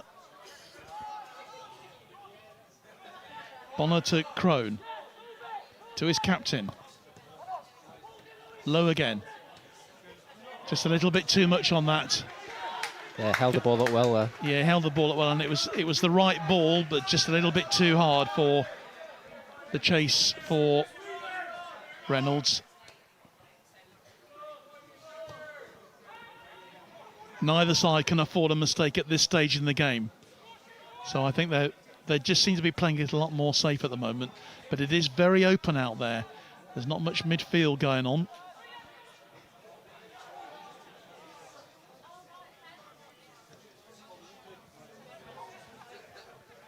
Possible 10 minutes coming on here for the extra time. Just been signalled. Yep. Well, that's no surprise with the changes that have been made, plus that long break we had for Rob Slater. Couple of cautions, couple of goals. We're used to long stoppage time these days, aren't we, in most levels of football?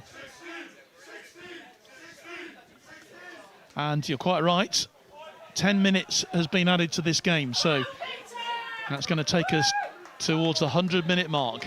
The Navy are going to make another change here. Matt Easton is coming on, wearing number 12. Who's he going to replace, though? The board going up. Stu Morgan. Maybe this is one of his last throws of the dice. And the change is being made because of an injury, it looks to me.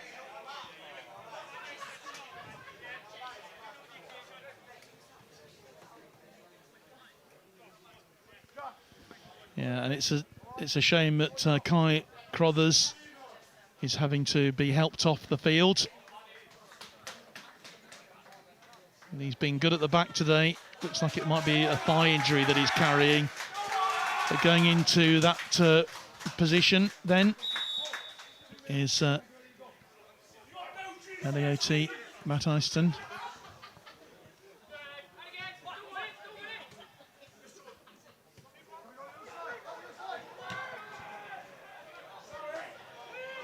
What can the Navy do here? That's really good play then from Brian, still going onto the edge of the box. Fending off lots of challenges. Roche. Oh, and that could have gone anywhere. Sol Roche there with a 1-2 with Braden Jones. And eventually it goes out for a corner, but that could quite easily have gone into the net. Yeah, it's a nice play that. What we need to do now is make these corners count.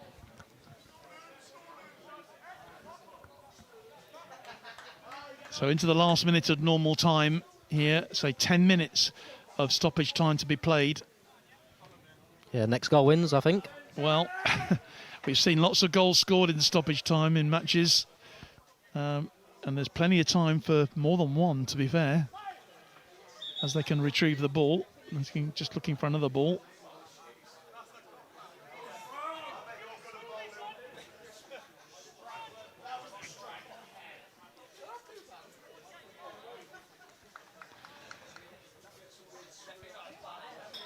So Monaghan with the corner. Again, it's a good one. The goalkeeper just touched it wide. It was a great save from the keeper. Once more, I think that was going in. Charlie Pocklington has made a crucial save from that corner. That was going in, and he managed to tip it around, and it's gone out for another corner. Just sort of watching the replay on that coming in. It was a brilliant corner, and Pocklington definitely made the save. But this one, not quite so successful. Another sub coming. Another change this time for the Army. Yeah, some fresh legs on here. And this will be the last change that Keith Emerson can make for his team tonight. Yeah, Jack Layton's gone off the far side. Yeah, and he's been replaced by Lewis Cocker.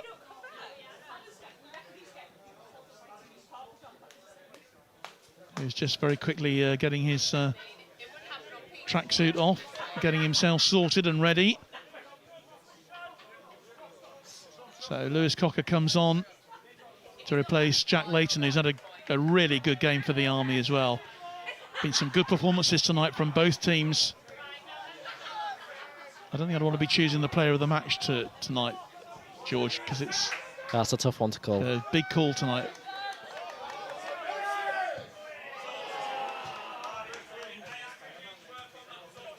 But been plenty of entertainment, particularly good quality first half here. But the Navy have fought back. They were 2-1 down at half-time, remember. They fought back well to tie it up at 2-2. Is that going to be the last of the scoring? Well, we've had nearly 2 minutes of the 10 to be added by our substitute referee, Ant Wilson. Seems like both teams are content at the minute. Well, I suppose you get to this stage of a game, don't you? And you think, I just don't want to lose it. You know, it's important not to lose it now. And they'll settle for a point in a well-fought contest. It just needs, though, one bit of magic. And we had a bit of magic just a few moments ago from a corner, and the Navy could go one more here with Jones. Yeah, he's kept keeps that it in play. Great ball. Gets across. a great cross in, but there's nobody there for the Navy to take advantage. Lots of wide open space, but a really good challenge, a tough challenge coming in from Seb Hobbs, which has left the Army man down there rolling around. Not happy. Yeah, I think that was a 50-50 and he came off worse with that. Yeah, it wasn't. It was a fair challenge. Just looking at it again, the man who made the challenge was Seb Hobbs. Yeah, he got blindsided. He didn't realise he was coming in. Yeah. On Ethan Reynolds, it was who took the hit there, and he's not a happy bunny. And of course, we're well into stoppage time now, into the 3rd minute, so there'll be even more time to add to this. Jordan Crone is the man who has took the knock, just being attended to at the moment. Still trying to work out who would be man of the match for tonight. Well, I think he's suffering from cramp as well as anything. And all of these young players will know they've been in the game tonight, especially those who started the match. And fitness will have come into this big style.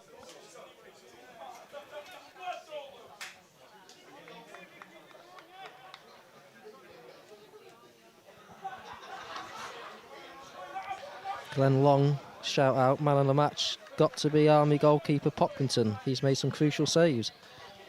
Yeah, well, if you were calling a player of the match, I think you'd have to go a long way to beat that. Sam Kellett also made a couple of great saves in the first half for the Navy as well.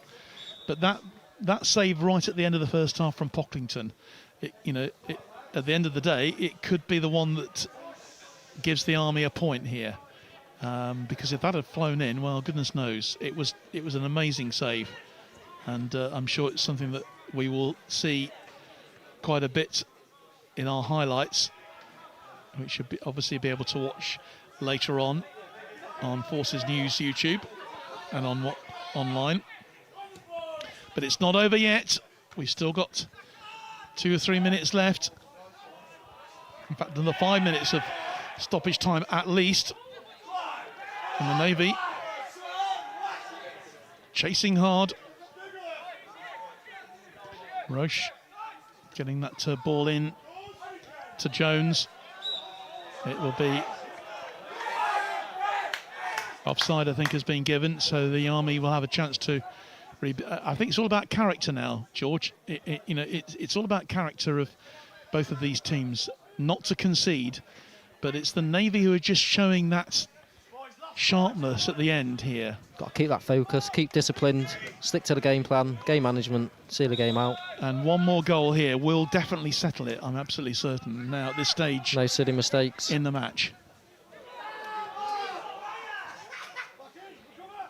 Safely in the hands of Sam Kellett, who's kept a clean sheet, of course, in this second half. Ball going wide onto that left-hand side. Army defence dealing with it. Well cleared by Alfie Rogers. But here come the Navy. This is lovely play again from them. Chopped out. A foul in there. Good spot by the ref. It's done well to see that. Yeah, it was Jordan Crone who made the challenge there, and Seb Hobbs trying to make his way through. There's been another shout out for George Corden, man of the match, and he's on the bench. Classic. Yeah, George, you've got your fan club, HMS Duncan. But he's not been used tonight as a substitute. Maybe they're saving him for the next round. Roche. The chase is on then from Josh Woolley.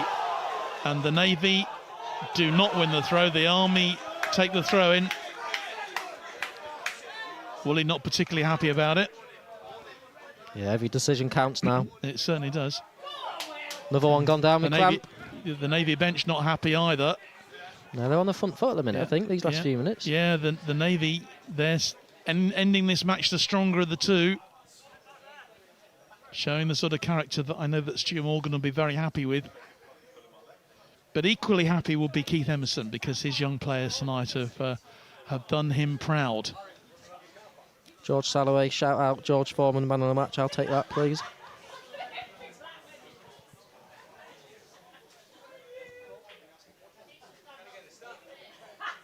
There you go, George. Your debut as a commentator and your player of the match. Yeah, I'm happy with that. I agree as well. Or maybe Rob Slater, the ref. Well, it's good to know that he's feeling much better now. But still more attention being given, so we're going to have even more stoppage time here. We'll probably end up with 12 minutes, I'd imagine. We're 98 minutes gone. We'll be well over the 100 minutes by the time these players are finished. Yeah, the substitute ref, Anthony, he's not come too far tonight. He got a flight down at 3 o'clock this morning, I believe, from Lossiemouth. So he's in accommodation for tonight and catching a flight home tomorrow. So he's come all the way down as a 4th official. He's got on. Well, the Army having to take their man off the field, and that means they'll play these last few moments down to 10 players. And the man who's had to go off is Jordan Crone, again, who's had a really good game for the Army. So the Army are down to 10 men at the moment. They've used all their available substitutes. So they're going to have to see this last few minutes out. And we've probably got still 3 or 4 minutes still to play here. Yeah, we've got sub coming on. Well, they are making another change. Yeah, I just pointed it out to Rob. He said it's all good. So it's Josh Hogarth is coming on then. So Hogarth is coming on.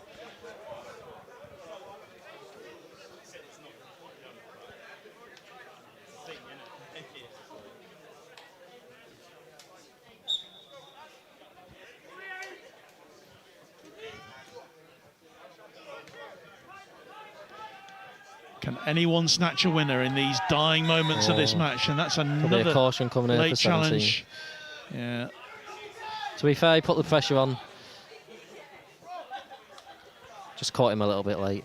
Yeah. So only the 3rd booking of the night, and it goes to Jack Lowe. Total commitment from him since he came on the field as a substitute. But not really had a chance to hit the target. And I can't remember actually in the second half Sam Kellett having a shot to save from the Army. He's had a quiet second half. Yeah. This could be a long one into the box now. Centre-back's going up, number 3. The Navy asking all the questions in these dying moments. They feel they've got a chance here. Goal kick. They were claiming the corner, but it has gone for a goal kick.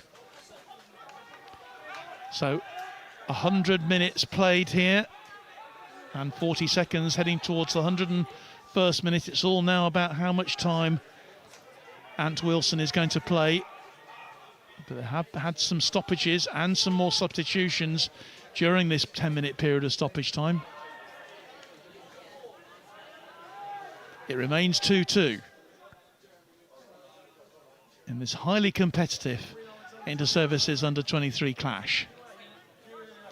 Last throw of the dice now.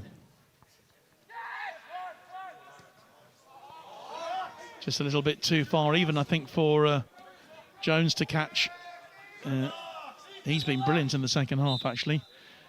And that is indeed the last action of a really entertaining inter-services game here.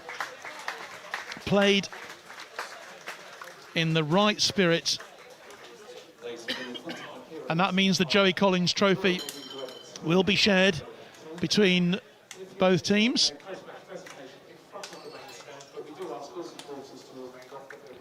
I think I might wheel out Rob to collect his trophy.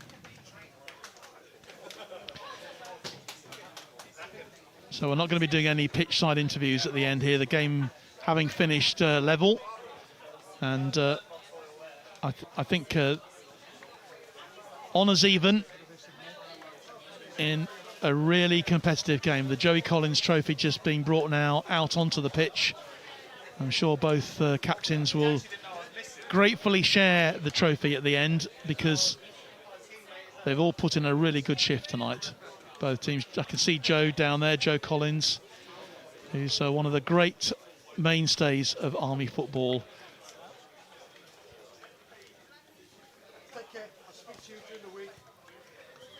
And we'll stay for the presentation of that trophy. I think both of these teams deserve a lot of credit for what they've done tonight, George, because particularly that first half was very, very good quality football. Yeah, it's played in a very competitive nature tonight. It's a great game of football to watch and be a part of. I think both teams deserved a point. I don't think anyone deserved to win that tonight. Or deserved to lose, perhaps. Yeah, true. Because I think they both had their chances. The Navy shaded it in the second half, though. They got the only goal of that second half, and they deserved their equaliser because they really, I think they were the more penetrating of the two teams, and particularly down this right-hand side. I was well impressed this evening with Braden Jones, who did a great job coming down that right-hand side, and he created the goal for Sol Roche to equalise, the captain. Yeah, he took that well as well. Yeah.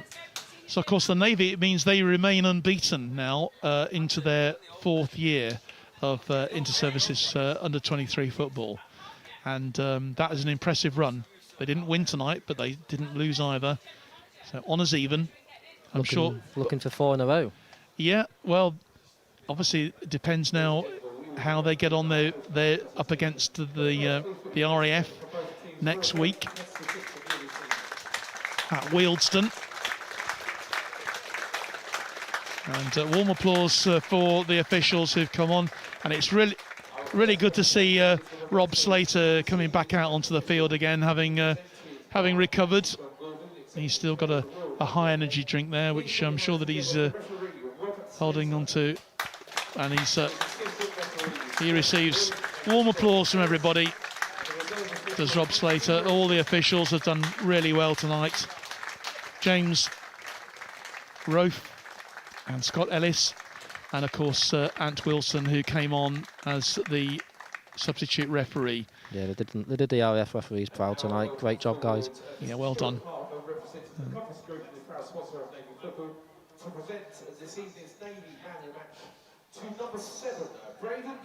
Well, Braden Jones receives the Player of the Match award for the Navy. I'm sure that's going to spark some interesting comments from our viewers. We had quite a few different suggestions, including the Army goalkeeper, who I thought made a string of superb saves. But Charlie, it's Braden Jones who receives the Player of the Match.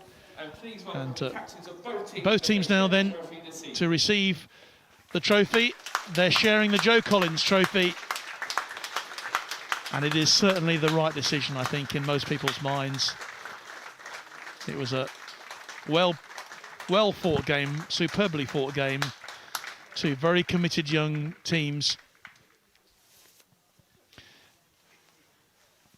And I think that's where we're going to leave it for you this evening. Thank you so much for joining us tonight, and I hope you've enjoyed our coverage here from Wesley Road tonight, here from Havant and Waterlooville. George, many thanks for your contribution this evening. Thanks so much for joining us tonight, and hope you've enjoyed your debut as a co-commentator. Yeah, thank you very much, John. Really appreciate it. It's a great game. Thank you. Well, we'll be at Wealdstone, of course, next week for the final, the second match in the series. Don't miss that, and we'll also, of course, be there in Aldershot for the final game. And if they're anything like as exciting as the games that we've seen here tonight, then we're in for a bit of a treat. But from me, John Knighton, and all the team here this evening, and indeed all our team working on our coverage throughout the evening, we wish you a very good night.